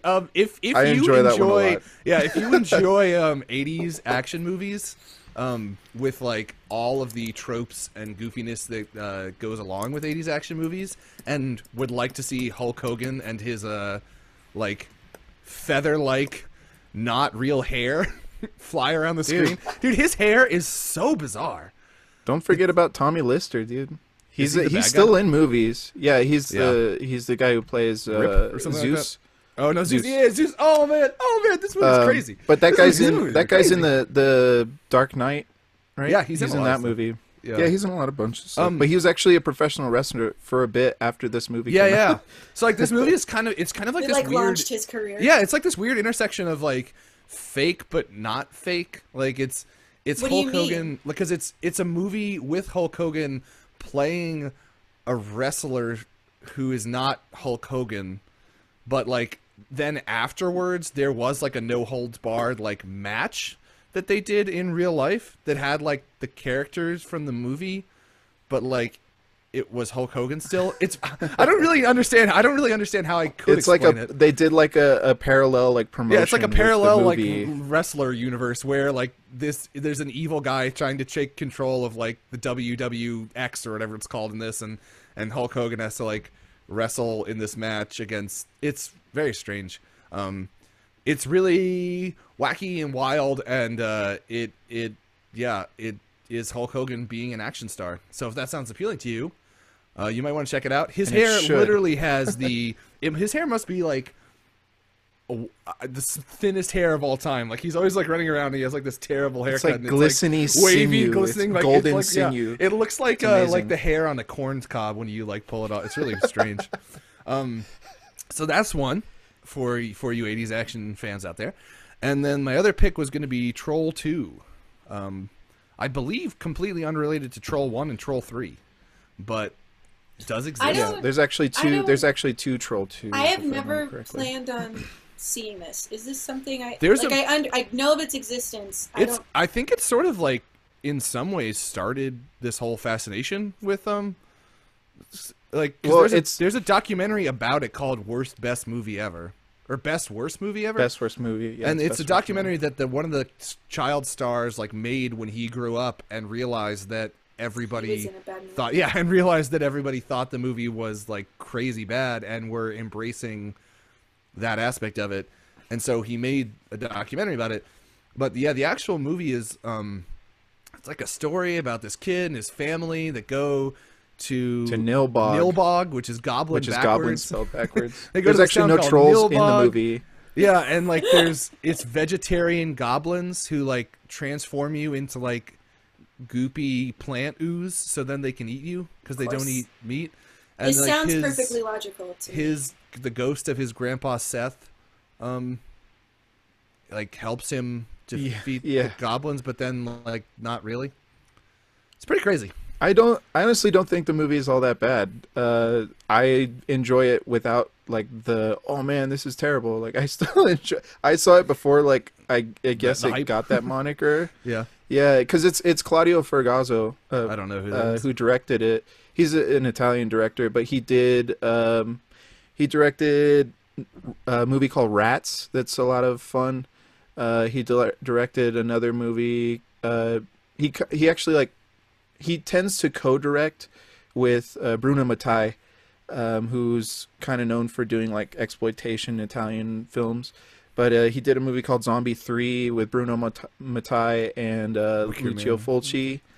and he also did another one. But either way, I think Claudio Fragasso, he's an all right director. Like, he's competent enough to know like where to place the camera. The film at Troll 2, like, it's goofy. That's what the way. Oh, yeah, Best way I could put it. It's just goofy, it's and that's a lot what's of great about it. Kid actors and their reactions to stuff. There's one really famous scene with the kid, and he's like, "They're eating her, and they're gonna eat me. Oh my god!" Yeah. Like it's like a really crazy reaction. Yeah. So My favorite scene is where he pisses on the dinner table, and the dad later comes on. Because they're about to eat like goblin food that's gonna transform them. And so he's and so the kid literally stands up on the dinner table and pees on everything. Hey, and then like the dad gets mad. The dad sends him to his room and he goes, "You can't piss on hospitality." Like, I don't know, that shit made me laugh. Yeah. So if you're looking for Wait, like was this one that like kind of defies that knowing its own flaws makes it? It does not know its own flaws. Okay. No, it's just like totally like it is totally earnestly there's- made as like a practical effects, like a kind of scarier version of like kids movies from the late 80s. Yeah, there's like a language gap, like like somewhere in translation, like it totally gets lost, and like because of that, it's really entertaining, I think. So yep, Cool. those are my picks. Oh, sorry, I ended up talking about it more than I should have. No, Yeah, it's fine. enjoy your movie, man. Okay, MJ, why don't you go through yours real quick? Okay, so I was gonna do like 2 real quick, and then just like throw out a handful because there's so many. I think people would enjoy. Throw it out there. First one would be Miami Connection. It was written and directed by YK Kim, which is a man. I think he came from the Philippines. Like, he landed in America and he was like, "I'm gonna make a movie," and he just decided to say fuck it, and he did it. And he could barely speak English, and he has very large portions of the film where he gives speeches, and it kind of adds to like oh man, it's like kind of cringeworthy, but like there's so much heart in this movie. The plot is a giant like 80s, it's just everything 80s mixed into one movie. So you have like a hair metal band that sings songs about being best friends forever, and like rocking the ninja. You have the songs about rocking the ninja? Yeah, or it's like just songs about being ninjas, and like, are they ninjas? Well, yes, they're also, not only are they an 80s like club rock and roll band, they're also a ninja group. Right. And they practice jujitsu and ninja stuff, and and other things that ninjas do.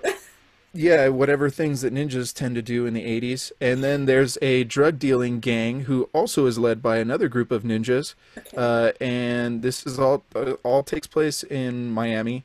And so notorious for its ninja population. It's massive ninja population. So then there's like this overlap where the lead singer of the band, her brother, is a part of the the drug dealing gang. And so there's conflict. The brother, there's total conflict. That's where it starts, is that the brother does not want the sister to be hanging out with those filthy ninjas. Rock and rollers. And so, yeah, it's just like a giant mess, but it's so good. And it has so much heart. And there's some great, like, bonkers, batshit, crazy stuff that happens near the end where, like, they just literally, like, the good ninjas start just killing people, and like out of nowhere. You're like, what the fuck? There's a subplot where one of the also the ninja group that is a band are also orphans, so that's there too. Are they dealing with like the deep psychological ramifications of like what it means to be? Yes, because one of them like doesn't.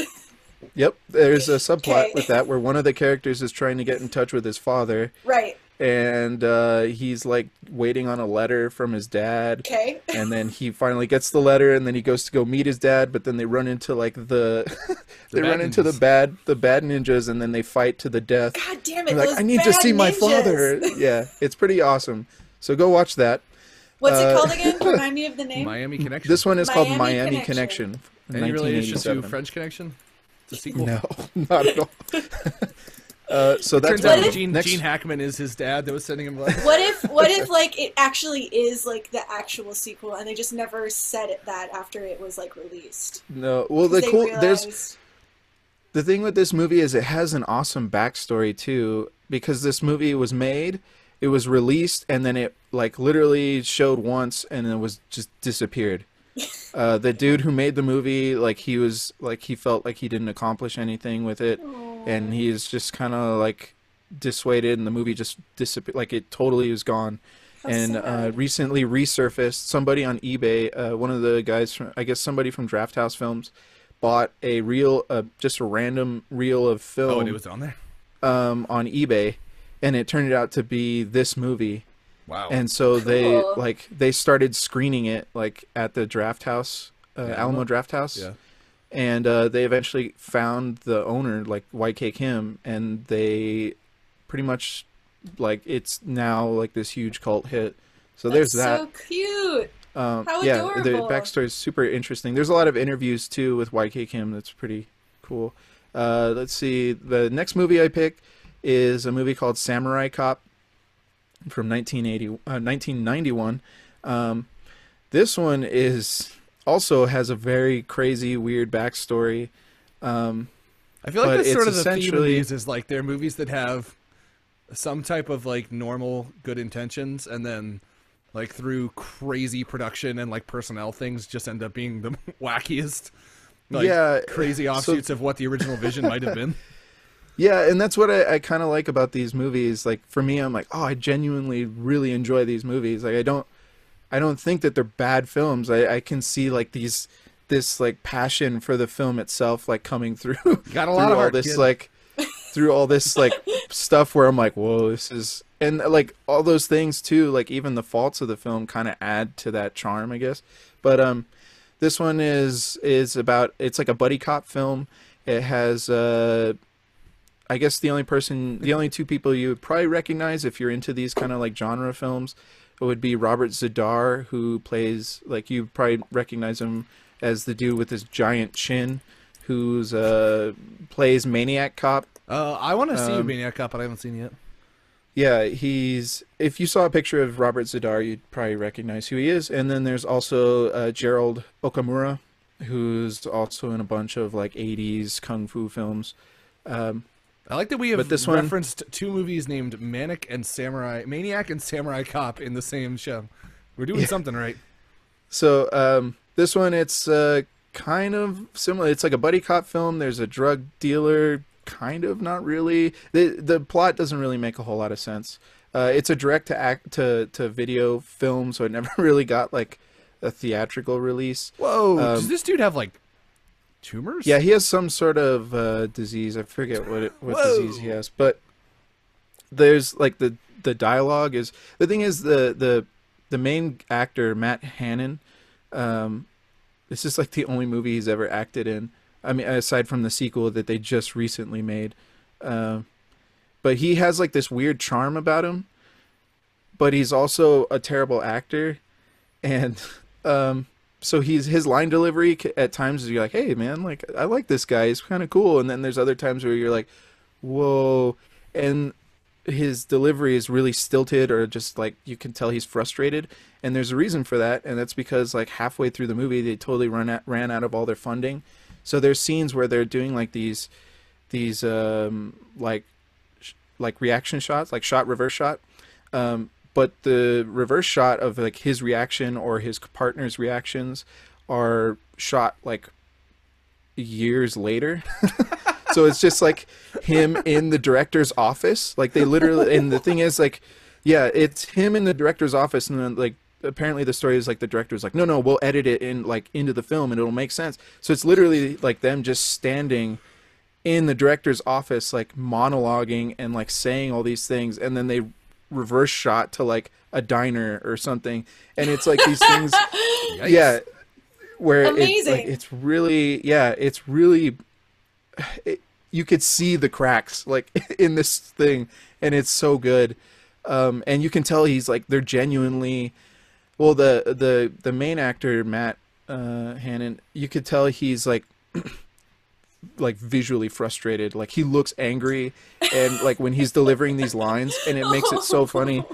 And then the other guy, his partner, Mark Fraser, or whatever, he plays Frank Washington.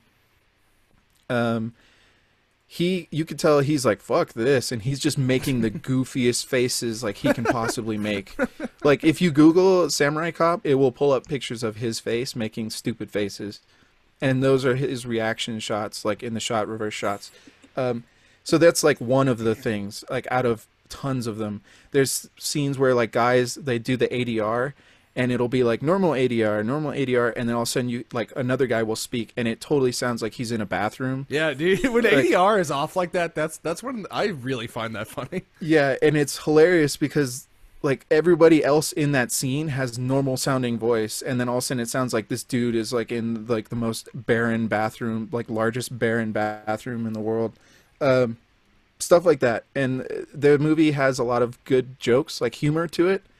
There's jokes between like the two cops where one is like he's a black guy and they're making jokes about him being black. They're like, "Oh man, the chief is gonna roast my ass," and the black guy's like, "Well, at least I'm already black." And then it's like, "Yeah, Yikes. brother." And then like they hand five, they like, there's like Did you these just say really hand awful The hand yeah, five? hand five each other. And Don't you know what hand fiving is? because they don't really do like a high five, and it's not like a hand slap. So I don't know what it is. It's like a weird in between hand five. Like it just doesn't make sense. That's funny. So those would be my two. Like I really, really enjoy those movies. But I could also like recognize that other people probably would be like, "Whoa, these movies are really bad." Can't But I believe all think of the in Will's Disney case, I will. Damn it. In Will's case, I think you would love watching this with a group. In my case, I love watching this by myself. So yeah, Nice. yeah. Cool. There's those, and then I would also just throw out really quickly, Deadly Prey, about a guy who it's a movie that somebody probably watched Rambo one too many times, and the dude has like the sickest feathered mullet, and he runs around in the woods killing people wearing cut off jean shorts. So there's that. The cutoff jean shorts are Shorts. imperative to Yeah. his killing technique. He's rocking those jean shorts through like 90% of the movie. It's pretty awesome. So there's that one, and then I would also throw out Raw Force, which is zombies, monks, women slavery, like an island with what? It's like an island where kung fu champions go to die, and so when they come back to life, they're kung fu zombies. Premise. It's really weird. Like there's like, yeah, so there's that one's also entertaining. And last one, I would go with any Godfrey Ho movie, but if you had to pick one, I would pick Ninja Terminator. And Ninja Terminator, if you know Godfrey Amazing. Ho Yeah. tends to Really crazy take titles, like dude. yeah, Godfrey Ho tends to take a bunch of movies and just steal shit from them and put them in his own movies. So Ninja Terminator, you'll find the soundtrack from Thief in there. You'll find Oh, really? songs from Did he make he just Robo-Vampire? takes it. Yes, he did, which is RoboCop It is like mixed RoboCop. with a like Chinese vampires. Yeah, so but you'll Amazing. find Pink Floyd during some awkward lovemaking scenes. There's scenes where like an Asian dude is wearing a blonde wig and he's fighting. There's ninjas wearing lots of eyeliner. Richard Harrison is in it, talking on a Garfield phone for a large part of the movie. Oh, I see. Yeah, that. it's I see really that right interesting. Watch it. Ninja Terminator. It's really good. So there you go. There's a Cool. lot more that I can go on, but I'll stop. All right, so I'm gonna finish this up. The last two that I wanted to mention were Legend with Tom Cruise I and love Legend. what's his name? Tim The Curry. guy who played Tim Curry. Tim Curry is absolutely like I've never even heard of this movie. marvelous. It's like I don't even know when it was made. I don't know. If too you've ever much. looked up Tim I'm Curry about like to as know. the devil, he's like it's an 1985. iconic image of him 1985. as the devil. It's like there's a girl who's You know, it's a Ridley Scott movie. presumably a princess, and then there's like a boy who like was raised in the magical wood, who is Tom Cruise, and they're trying to save some unicorns, and they meet the devil. And the devil is Tim Curry, and he has like the most amazing. I'm like, looking at his makeup right now. prosthetics. It's quite Like it's intense. and like when he's like moving so in good. it is so like it's so good. It's like this like intensely satisfying. Like they did that in real life. This is incredible. Interesting fact: it was before Tom Cruise got his teeth fixed, Oh, so he's got he has like janky teeth? crazy janky teeth in it. There's like weird like everything. All like the talking was like done like post production in like a booth somewhere, so it's all like kind of slightly off. Like it's every fantasy trope that doesn't fit together in one movie. And the filmmaking like makes absolute like the cinematography, like the way shots are like put together make absolutely like no sense. Like they're just like switching places all over the place, and like they're like framing things weird, and like there are these crazy like beautiful like 80s sets, like fantasy sets that you can't really see or like make out anything in them. You should see it. You should check it out and like If you haven't see seen it, definitely I watch have it. not. and see it for yourself. It's definitely a good one to see with friends. I think His teeth will- the aren't community- that bad compared to the gorgeousness that they compared to are the now. gorgeous they are now. Yeah. They're pretty bad. I like this idea of like, I don't know, like even Tom Cruise like had to fix himself for Hollywood. And then the other film I wanted to mention was Dark Crystal, which I mean it's gorgeous, it's beautiful, it's like puppets, like the most. It's really good. It's a really, really good. And again, like the world building just like makes zero sense. Like, and it's full of like, oh, here's the girl character, the one in the movie that you're gonna marry, and she looks like the most normal out of every other character in the movie. Like here's the savior, and here's like it's like reading Joseph Campbell's book on like the hero's journey, like while you're high on acid. And like you're just like placing like all of this weird like shit into like his little like dot by dot, like this is what a story is, you know? And It's a Henson film too, right? yeah, Yeah. Jim Henson film. Like, yeah. One of the two, I believe, that they did at the Jim Henson studio. I while he was love Jim alive. Henson. I mean, this is I like love all this classic. weird shit that he did. This is like classic, like visually, like this is what he does. Like he's a master at it. It's really good and really bad at the same time. Did you ever see his fairy tale series that he did on HBO? No, what is that? It's just like a bunch of really dark fairy tales, but it's all Jim Henson like puppets and Oh, stuff. cool. It's very much like Dark Crystal, but it's on it's just like a series of on like HBO. children's fairy tales, but they have that like dark tinge to them. So, Cool. check That it out sounds if you get a awesome. chance. Yeah. Yeah, that sounds like something I'd enjoy. Okay, guys, it's my favorite part of the podcast, what we have been reading, watching, listening to, and we're going to do this roundtable style again.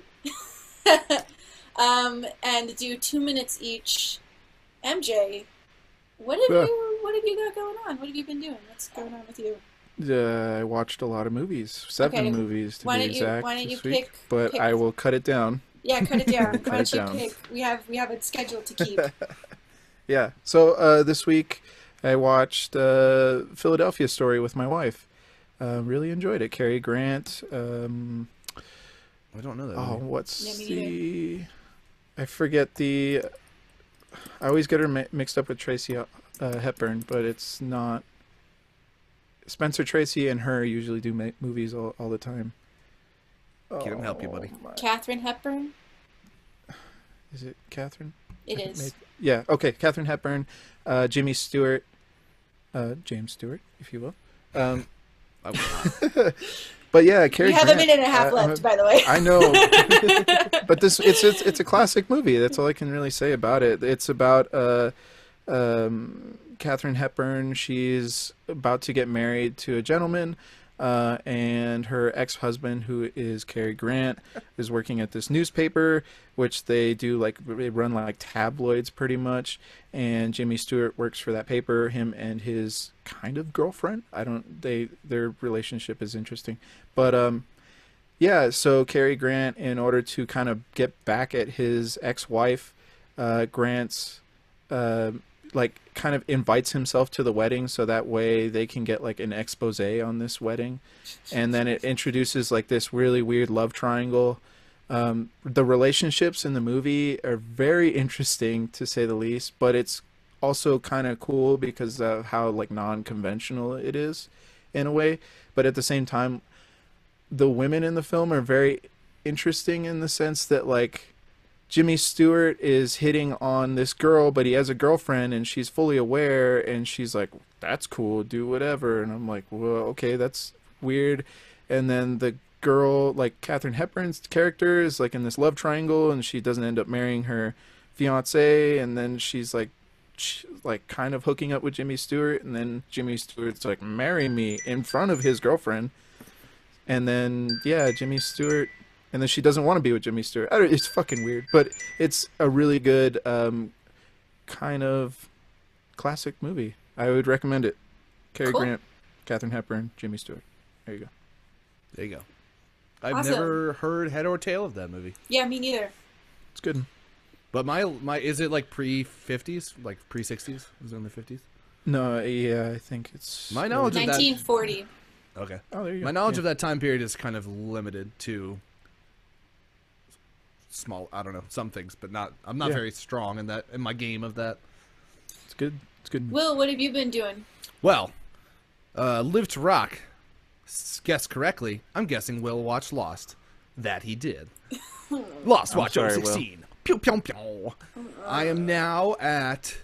I'm almost done. I'm like 6 Thank or 7 God. episodes into season 6. So Lost spoilers.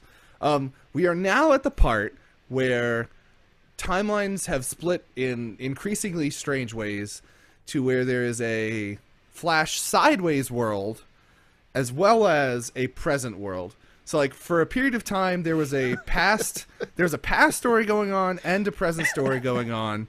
And then now the past and the present stories have come back together, but there's a side reality that is happening with all the same characters in it. I freaking love the side reality. Like the Flash sideways, I am so into that. I really am enjoying it. But the main story part has just totally lost it for me. So have you lost interest yet? I think I'm just gonna like put Amani's face up on everybody's screen for this. Yeah, like the main story that's going on in present day is now like 2007, and it's like some of the survivors are coming back to the island, and then like it turns out that the whole island thing is like these two brothers who are like the paragons of good and evil, and are trying to like. It's very it's sort of like this weird philosophical like manifestation of like ancient powers and mythical electromagnetism and stuff, and that part I am not very into anymore. I just have no. Why not? Why aren't you it's- into that, Because Will? the characters that they're focusing on are just like kind of I find kind of annoying. Like a lot of I don't know, like the characters have started. Some of the characters just get infected by the bad guy, like in this kind of non-specific way. They're just like infected by him, and so they start to just be kind of crazy. Oh, and look evil. at that. You're out of time. How... Oh, no. Oh, no. That was not 2 minutes. You bumped that up. No, I didn't. Go back and time it. I was fair. But let me just say that the Flash Sideways world is awesome, because if you like character shows, like, I don't know, imagine if something you like is like Game of Thrones. Like, imagine if there was a alternate reality where like all of Game of Thrones took place in like a high school, and like all the characters it's just really fun. It's like fun fanfic to like see all these characters like have different relationships with each other, but like you kind of know them, so it's all kind of like fan service. I can hear Imani's sadness eyes rolling into the back of backwards. her head. So Flash Sideways on Lost, very cool. I'm like in physical pain right now. Like I can't believe we're still talking about Wow, Lost. Well, you probably only have 2 more weeks of it. So. I'll make it one, Will. Don't Just worry. slam through that. Yeah, so enjoying the Flash Sideways, not the rest of the story. I'm just like, this could have been ended, and I would not have been upset about it. Great. Okay, moving on to something great. Lost Watch. I saw Arrival. I went with my mom. My It was ma'am. amazing, and I think in this case, I think spoilers do kind of ruin. Well, Yeah, I think the don't. first experience you want it to be clean, so try and avoid spoilers at all costs. Let me just tell you the reasons why I loved this movie, and I left being like really just like happy and content and realizing, also a little sad because this is probably the best movie going experience I'm going to have this year. There's always that one that's like amazing. It was really beautiful. It was really well cast. It was really well acted. It was really, really well scripted. It sort of encompasses these really larger ideas about like the nature of like love and time and space and like how humanity reacts to things that are foreign to it. It's a very like it's very good at like making you understand how we as a species are like reactionary and it's very good at like designing this sort of encounter, this like experience for you that's very like foreign and uncomfortable, so you can really understand like why people are reacting the way they do even if you don't agree with it, you know. It creates this really like authentic feeling scenario that then ends up resolving itself in what I found to be like a really satisfying way. It's also, in my opinion, one of the best sci-fi things I've ever seen.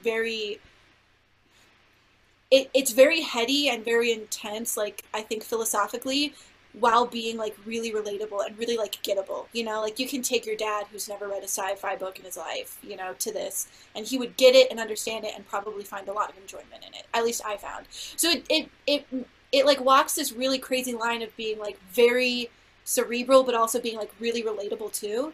Amy Adams in it is absolutely astounding. She really does like is like the focus of the entire script, and then there's very generous performances given by Jeremy Renner and Forest Whitaker as well. And what was really refreshing is it's this crazy cerebral sci-fi like about a woman's experience. Was it and, adapted from something, or was it's it adapted original? from a short story by I think it's called The Story of Your Life or something along those lines. Yes, I can't by remember Ted the name. Chiang. By Ted Chiang. And I want to go pick that up because this was awesome. I want to see the source material for it. Highly, highly recommend. Really, really awesome movie. I think we should do an episode on it. It I looks think a little it's bit worth like talking about. Contact to me. I haven't seen Contact, but I from what I understand about Contact, it's kind of like Sort of Contact. like linguistic barriers and stuff. Yes, yes, and it does a lot of really interesting stuff with like the science of linguistics and like maybe the principles more likely is what you could describe it as, the principles of language and how much of a tool and that is, and how important it is. Will is. Will is, and how much I hate Will. I'm glad that you enjoyed it because I really did. I was curious about it, but it looked.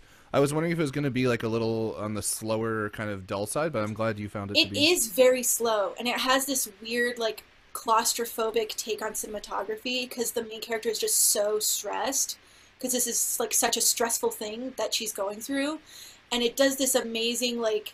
Every time it's focused from her perspective, it does these really crazy, beautiful, like claustrophobic shots. Like she'll be walking down a corner that's just always turning, or like the way that they come up into frame, it just brings everything down on her. It's really beautiful.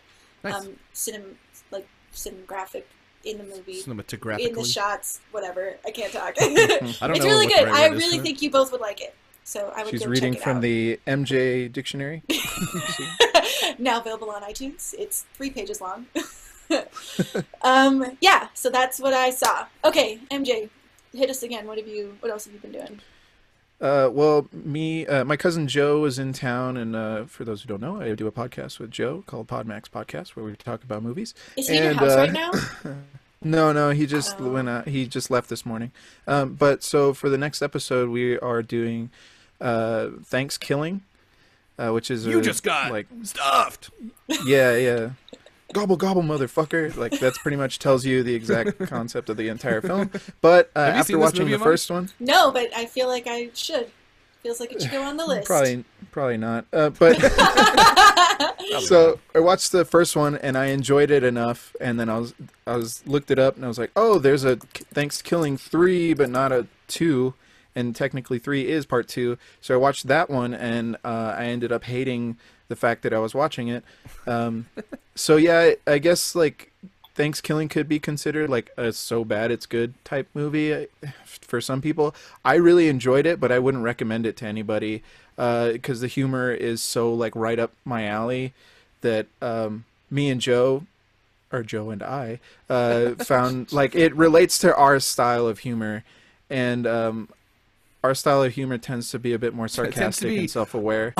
Oddly focused on Turkit pan puppies. Yeah. Turkit hand puppets. That's all we Turkit find. pan puppies? Turkit pan Where puppies. did you get? How did that happen? I don't know. It was like a cool joke, and then I just That was a great. tongue-fucked I think myself. that just made it a better joke. is Turkit what hand happened. puppies. Cool. But yeah, so that's what I watched. I laughed a good amount at the first one, and then wanted to gouge my eyes out at the third one. So there you go. cool. there you go. Glad you still have your eyes. Me too. I'm glad I didn't do that. Will, Oh, what have you? Oedipus What style. else do you have going on? I went. So my Thanksgiving was pretty much the saddest, most bachelor Thanksgiving ever, where I made a YouTube video in the morning, took a nap, got up, and then like went out looking for Chinese restaurants that were open. None of them were open around me, which was disappointing. So then I went back to my apartment and chilled out for a little bit, and then realized that the mall was opening at like 6 p.m. to 12 because it was Thanksgiving Black Friday stuff, and there was a Chinese restaurant in the food court in the mall. So I drove to the mall by myself at 10 o'clock at night, got some Chinese food, came back home, and watched Return of the Jedi, which Is that what caps you off put us my- on blast? what do you mean? You put us on blast. You tagged me and Amani. Like some people think this is over. Oh yeah. No, on that your was when I was Facebook. watching Empire Strikes Back. So I have completed my rewatch of the Star Wars trilogy, the originals, and I really enjoyed them. I mean, no surprise, but I have never seen them in HD. I don't think, and I don't think I'd ever seen them with surround sound either. So like a lot of my enjoyment of those movies comes from their like, you know, the technical execution of the special effects and the small models moving and everything and the laser blasts. And so I thought it really held up really well. Visually, it looked really strong. I understand where MJ's coming from, like with the overratedness Oh, of yeah, those, yeah. but like I can't not love them. Like I think I like, have such enjoyment from them. it's interesting I don't because I also dislike them. started. Remember when just MJ don't- said he hated everything hated that everything. Star Wars represents, Yeah, and he I do just remember wants that. to fight about it with people in the comments? Well, I started Yeah. reading the Star Wars original Marvel comics, and I'm Oh, how finding are them- those? I'm not enjoying it so far, but I have only gotten through the first 6 issues, which are a straight adaptation of A New Hope, and then there's like 30 issues of middle stuff, and then it goes adaptation again. Either way, but the point that they made in the comics that I thought was really good was that they started to think of them as space fantasy instead of science fiction, and Oh like yeah. I sort of like, it makes more sense to me when I think about it like that, because like we said a couple episodes ago, in the overrated thing, like if you see Star Wars as, you know, sci-fi, then it does kind of Fall apart. appear to be like less technically complex or like philosophically deep than like 2001 or Close Encounters or whatever. But I kind of just think of it as like Flash Gordon-esque space fantasy, you know, princesses and fun times and stuff. So I just enjoyed it for what it was, and yeah, I think they hold up unbelievably well in terms of the way they look, sound, and go. I want to watch The Force Awakens again because I haven't seen it since the theaters, and I'd be interested to see what I think about it having watched the other ones like so recently. Because when I watched Force Awakens the first time, it was probably a ways off from when I had last seen these. So Cool. yeah, really enjoyed it. I just have like whatever the cheapest Blu-ray version of it is. You and should it's still- get the despecialized editions. 'cause Yeah, you're on the I was thinking internet. about that. I mean, it doesn't look that bad. There's only like, to me at least, there's only a couple scenes that are kind of like really jarring, where it looks like like episode 1 kind of like leaked into these movies, because it looks like the special effects from that time period. But like most of the stuff I didn't find to be too upsetting. It's just kind of MJ, like do there's you have the couple ones here and there. specialized editions? Have you seen them? Yeah, I've seen them. I don't have them anymore, but yeah, I have seen them. And Why don't you have I them like- anymore? my hard drive that it was on crashed, so I lost it. And I just haven't felt the need to go back and to download despecialize it yourself again. I'm just waiting for Yeah. one of you to like do the work to get them so I can like. I rip was them off of hoping. you. I like really I can thought. just I'll send it to you. Like, Please. I'll get them and send them to you. Please, please, be great. please, please. I was really Love you hoping that we were forever. going to get a release of the unaltered versions, like when The Force Awakens came out. Like, I really thought that was going to happen, but It now will eventually, don't you I was think? about to say, now I'm curious if it Yeah, ever now that will. since Disney has the rights, Yeah. I wouldn't be surprised. I mean, most like companies when they release stuff on physical media, they want to milk the shit out of it, so they release many like a different lesser versions. version first. And then they let that sit and linger for like a year or two, and then they go, "Oh, this is like a newer They let version all with the some special nerds. features." They let all the Edition, nerds just like special edition. wriggle in their Yeah. discomfort every Yeah. time. Well, that's they what they watch just it. did with the Force Awakens. They just released a new version that has a 3D version, as well as like a bunch of special features that weren't on the initial release. Interesting. Yeah. So Yeah. Either way, Star Wars holds up really well in my opinion, but the comics so far, I'm planning on reading them all and doing a review on them. But the comics so far it's very weird because it's kind of like seeing the same movie you just watched, but like written and done in just a way that I don't enjoy as much. So it's weird. It's Cool. it's kind of off-putting. But yeah, Sounds like a good time. Star Wars, good times. Cool. So the next thing I wanted to mention was this Shot first. series of. It's like a documentary series on Netflix. It's called Chef's Table. Oh yeah, I've scrolled past that like 40 times. Yeah, I think you'd enjoy it. I think it's something worth checking out. If you enjoy like the art of the documentary, right? Like if you're kind of a documentary head, I think all three of us, I like from what some. I've heard, Yeah. are kind of like it's kind of like Jiro Dreams of That's what I was about to Sushi, say. but That's like the one I in think like of an most. episodic thing. They focus on one chef each episode, and it's very much like the social and cerebral and like artistic ramifications of like being a chef now, and like the culture of food. And what I like about it is that some chefs I enjoy like the way they think about food, and some I don't. So that really tells me they're kind of like running the gamut and like trying to find the most diverse kind of like most realistic range of chefs, like high profile chefs out there, which I really respect and I think is really interesting. So like sometimes I'm like, wow, this is like the most pretentious, like I don't agree with this. I think this is really stupid. And then sometimes I'm like, wow, I can really get behind like food as like a cultural choice and like a social like statement and like the way we eat and the way we grow it. And I don't know, it's beautiful, it's well made, it's interesting. I think if you're into food culture, if you enjoy documentaries, period, if you like are into that kind of filmmaking, this is a really great example of that. Netflix produced this, so there's 2 seasons right now. There's also a Chef's Table France, which I haven't checked out, but I'm assuming it's made by the same people, so I'm assuming it's just as good. I could eat those words later. I find it really interesting and really satisfying to watch. It's just like basically a bunch of food porn and like interesting people talking about what they do for a living, you know, and like taking it really seriously. And then each chef has like their own kind of thing that like makes them like their own voice. So, yeah. You should check out That's if what I you're like. interested in this kind of stuff. I would highly, highly recommend A Bite of China, which is like considered to be, I think, one of the best food documentaries done. It was done by Chinese television. It's all in Chinese, but it's subtitled. And Is it on Netflix? it's on YouTube. Okay. A Bite of China. There's 7 episodes, I think, in the first season, 7 in the second season, something like that. And it's all like kind of done with the intent of exposing the cultural kind of heritage and like the understanding of Chinese food and the dishes to Cool. you know, Chinese people in the world. I know it was really popular among students in China when I was there. Interestingly, like the first season is very much focused on the food aspect, and then the second season, like it sort of had some eyes on it, and it became like kind of political, like about like the way that food affects, the way that food reflects the cultures and the way that the cultures have changed under Chinese politics and stuff. So I don't know if the second season will be as fascinating, but yeah, A Bite of China. YouTube that and check it out Yeah. because it's really cool. I will say that Chef's Table is more about like, it's less about like, oh, like look at this like food. Yeah, and it's yeah, more yeah. about like this is who this person is as like an individual and how they Yeah. became a chef, and here's how the food like reflects them as like a being, you know, like a physical being with like opinions on. I'll put the shit. here's the link to the YouTube.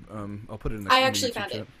Oh, yeah, I'm gonna put Oh, it in you're the YouTube linking chat, it. too. You're helping everybody. Helping everybody. Cool. You're being inclusive. Interesting. Yeah. Interesting I would choice. recommend checking out season 1, especially if you have even a passing interest in Chinese food. Yeah, and sounds culture. awesome.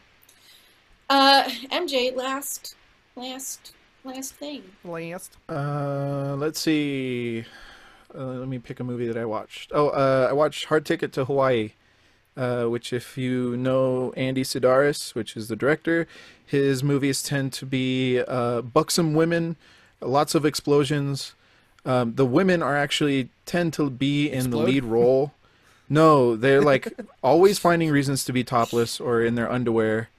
They're always shooting bazookas and machine guns and just blowing shit up all the time. This is like stuff that would be on Skinemax like in the 90s, but it wasn't so like porn heavy. It was just more like, oh, there's boobs. Oh, but here's like a 90s action plot. Like it doesn't, like those two don't come together, but he just like made it happen. And it's kind of, I guess it would fall under like the so bad it's good category for most people.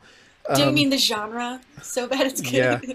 So for example, there's a scene where like these two women they find out like a plot to like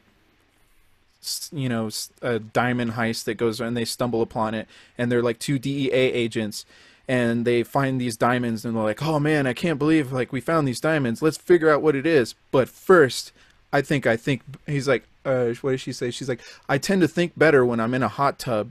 And they go to a hot tub, and the next scene is like both of them topless in a hot tub, like opening up a thing with diamonds in it. And they're like, yeah, let's figure this out. And then they get out of the hot tub. Like that's like the level of bad that this is at, I guess. Like bad excuses for them, like characters to be topless. But there's some like, the movie is also kind of like somewhat self-aware. There's like a dude who has a rocket launcher that has like 4 rockets on it, and there's a scene where a guy's like riding a skateboard at them, like doing a handstand skateboard, and then he also has a blow-up sex doll with him, like hiding a gun behind it. There's no reason why it's there, and he goes to shoot them, and then the guy with the rocket launcher shoots the dude, or backs up over him, knocks him into the air, and while he's in midair, hits him with a rocket launcher, blows him up. Then the sex doll is floating off to the side. He feels that he needs to shoot the sex doll as well. So, yeah, the movie is a giant mess, but it's a lot of fun. So I'd recommend it. Check it out. Or anything with Andy Sidaris as the director, because you'll get just kind of more of the same. Yikes. Yeah. Sounds like a winner. Will? Yeah, what it else sounds like did your you type of wanna- film. I don't think I have Yeah. I don't think I have a particular thing left that I can think of. So instead, what I will do is encourage people to check out on December 4th and 5th, Spirited Away is coming back to movie theaters for its 15th anniversary. Yeah. So I'm going to go see it on December 5th. So this is a nationwide thing. I Googled in Salt Lake City, Amani, which I don't know if you live near there or not. I But do. it's playing in theaters in Salt Lake City. So, We should all Go go check it out. see it like at around the same time. well, it's only playing at 7 p.m. on both days. At Oh, least so at there's least where I one am. show. At least I don't know if that's true for other places, but Is it like at a specialty theater or is it like at... no, the one I googled, it was just a normal one in Salt Lake. I don't remember what it was, but I was just checking Cool. to see if it was going to be around you. Ooh, I'm interested in that. So basically, on December 4th, which is a Sunday, is going to be the dubbed version. December 5th is going to be the subtitled version. It's just going to be back for those 2 days. Because of the way things worked out, I'm going to see it on the 5th of December, which is the subtitled version. So I am excited for that. And if you are also a Miyazaki person, you would do well to look into this, because it's not that often that this movie comes back at non-specialty theaters. I've seen it shown at like smaller art house movie theaters near me, but usually like the quality of it is just not that good. Like I don't feel like they get like the best, I don't know, ways to show it or whatever. So if it's a wide nationwide release, it should be of high visual fidelity, I would hope. So yeah, not my favorite Miyazaki movie. Actually, probably one of my ones that I don't like as much, but I am excited to see it in theater. Ringing endorsement from Will. Yeah, I mean, it's for me, it's a little it kind of like lacks like as much focus. Can and we drive like as I wait kind till of we like. see it to fight about it? Oh yeah, sure. Okay, I'm not. I mean, I'm definitely not going to throw it under the bus or anything. But yeah, December 4th and 5th. It's if you go to Fathom events or search for like Fathom Live or Spirited Away Fathom, they're the company that's doing it, and then you can buy tickets. They have like theater lists on there. Cool. Sounds awesome. So check I it will out. definitely go check that out. Yummy. Okay. The last thing I wanted to mention is I went and saw Fantastic Beasts and Where to Find Them, and I found it Did completely... you find them? Somebody did. It wasn't me. Eddie Redmayne found them. And it was okay. It was fine. I'm not mad at it. I really dislike the Harry Potter movies. I find them... Really? Yeah, the first one I enjoy. Like, the Interesting. first one is the one that's good to me, and then the rest are just, like, trash, and I can't. Don't like them. Don't want to do it. So, as Harry Potter movies go, this was But there's good. so It much was whimsy. watchable. It was fine. I don't really know. Well, we kind of talked about it at the beginning. It's just kind of, like, okay. Like, there's problems with it. I found the performances to be rather good, so that kind of saved it. The script was utterly predictable. The visuals were sometimes really awesome and sometimes just too weird for me and just weird to be weird. And it does this kind of thing where it's trying to recapture, like, the whimsy of, I think, the first movie, which for me really, like, feels like a really solid, like, stake in the Harry Potter universe. I think it's the same director. I think David Yates directed both of them. So it makes sense that they kind of feel similar, but it also feels like much more like blockbuster, like, we're making everything explode. Especially at the end. Yeah. Especially at the end, there's like this huge action set piece where it's just like this magical thing just like tearing through New York, and it's like, why? Whatever. Do you think This it makes makes no sense to somebody who's not Harry Potterly inclined? Like, Yes, would it Probably. I be think so. interesting? I Yeah. am that person, so yeah. Yeah, I think I think yeah. you'll be able to follow it. I think you're going to get obviously more out of it if you kind of know the universe. There's a lot of call outs and like very obvious callbacks to other things. I really enjoyed Eddie Redmayne as the main character. I liked that people talked about him being kind of on the spectrum. I think that's actually like a really interesting place to take the character.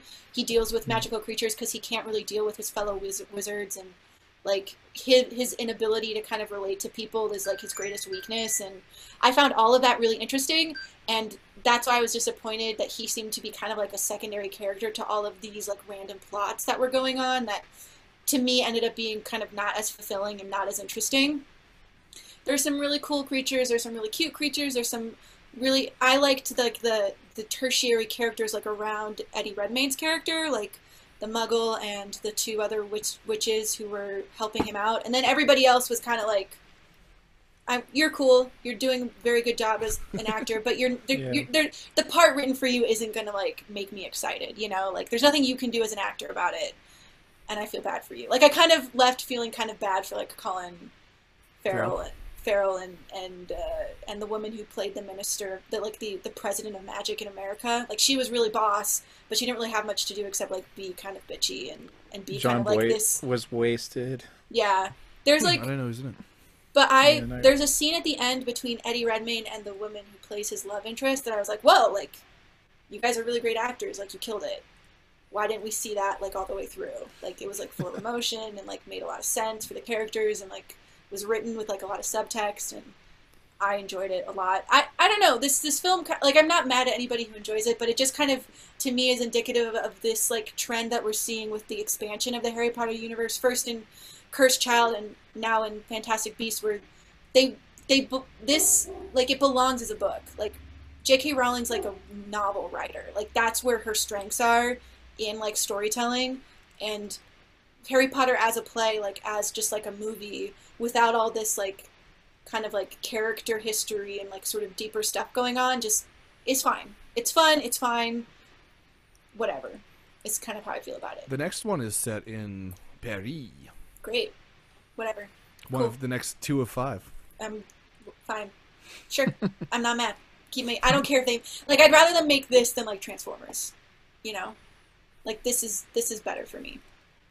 It also falls like within my line of like what I enjoy. Wait, are you a Harry Potter fan in general? In that I really enjoy the books. Yeah. Yes. I think they're really Can you great. answer Moment's question here? The fact What that is it? before wizards borrowed plumbing from muggles, they didn't use toilets. They just You know went what we won't wherever and discuss? used a vanishing spell. Is that true? Where is did that they part fi- of the canon of Harry There's no Potter? canon. Moment is just asking the important questions. That is the important He's question. asking the questions we need to think about. Hey, Will, quick question. Is this the end of the show. show? Is that how subtle you're going to be? I was Is wondering. about this should maybe somebody MJ maybe pull up a doc of some sort that would help Oh, man. this transition go smoother? Would this be Oh. a good time for that to happen? I think I it did pull up would. the doc, and I think So somebody proud of changed it. I didn't change it. I didn't change it. Somebody did. It's different. Do you just not read it ever? So, Oh, I'm reading the wrong part. Sorry. I was reading the very, very bottom that's funny. Oh where my it was just God. all Amani's scripting. Sorry. Yeah, just say every word. All right. All After right. that smooth like butter transition, Thank you. we wanted to thank everybody for listening, commenting along, and hearing our awesome arguments today. A good and heated. Usually I feel like the intro when it says the discussions might be heated, we might not live up to that. Today, we lived up to that shit. So We thank made you, that everybody. intro just for these We made that moments. intro count. When we appreciate you for hearing us do it.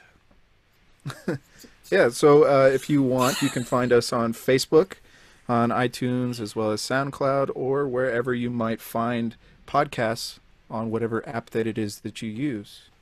While you are looking us up on all our different applications, iTunes, SoundCloud, Facebook, we appreciate you leaving those ratings and reviews. They really help the podcast out, help us get in front of the ears of more people. I don't know what that means. Not into Also, years, just in if front. you feel so inclined, please share it with your friends and your family and people that you hate and you don't hate and that you love and you don't love. Everybody. Honestly, just talk about the podcast all the time, and that'd be great. Sounds lovely. Thank you in advance.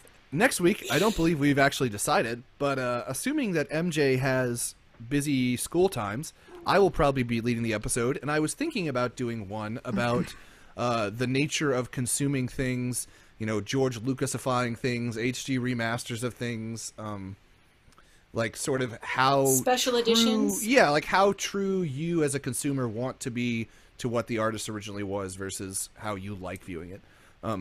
Which I thought might be an interesting conversation. So that might be the topic. It also might not be the topic. Meanwhile, in between that, you can find me on youtube.com/nerdventures, which, by the way, this Wednesday is our Nerdventures book club. Wednesday the 30th. So if you are interested in tuning into that, we will be there. And you can find this video as well as many other videos posted on that channel, and you can also find me at The Nerdventurer at all the other social medias. And where can we find you, MJ? If you want to hear me talk more about movies, you can find me at my other podcast, Podmax Podcast, or you can find us on our website, podmaxpodcast.com. If you want to talk to me specifically, you can find me either on Instagram or Twitter under the Nomer Podmax Podcast. So there you go. There you go. And you can And more. find me under the Nomer NerdHow on YouTube, Tumblr, and Twitter. And you can also find my personal Instagram account, AmaniCBK, where I post art some of the time. And I would enjoy it if you would follow those. All right, guys. Get a cat. Get a horse. Eh?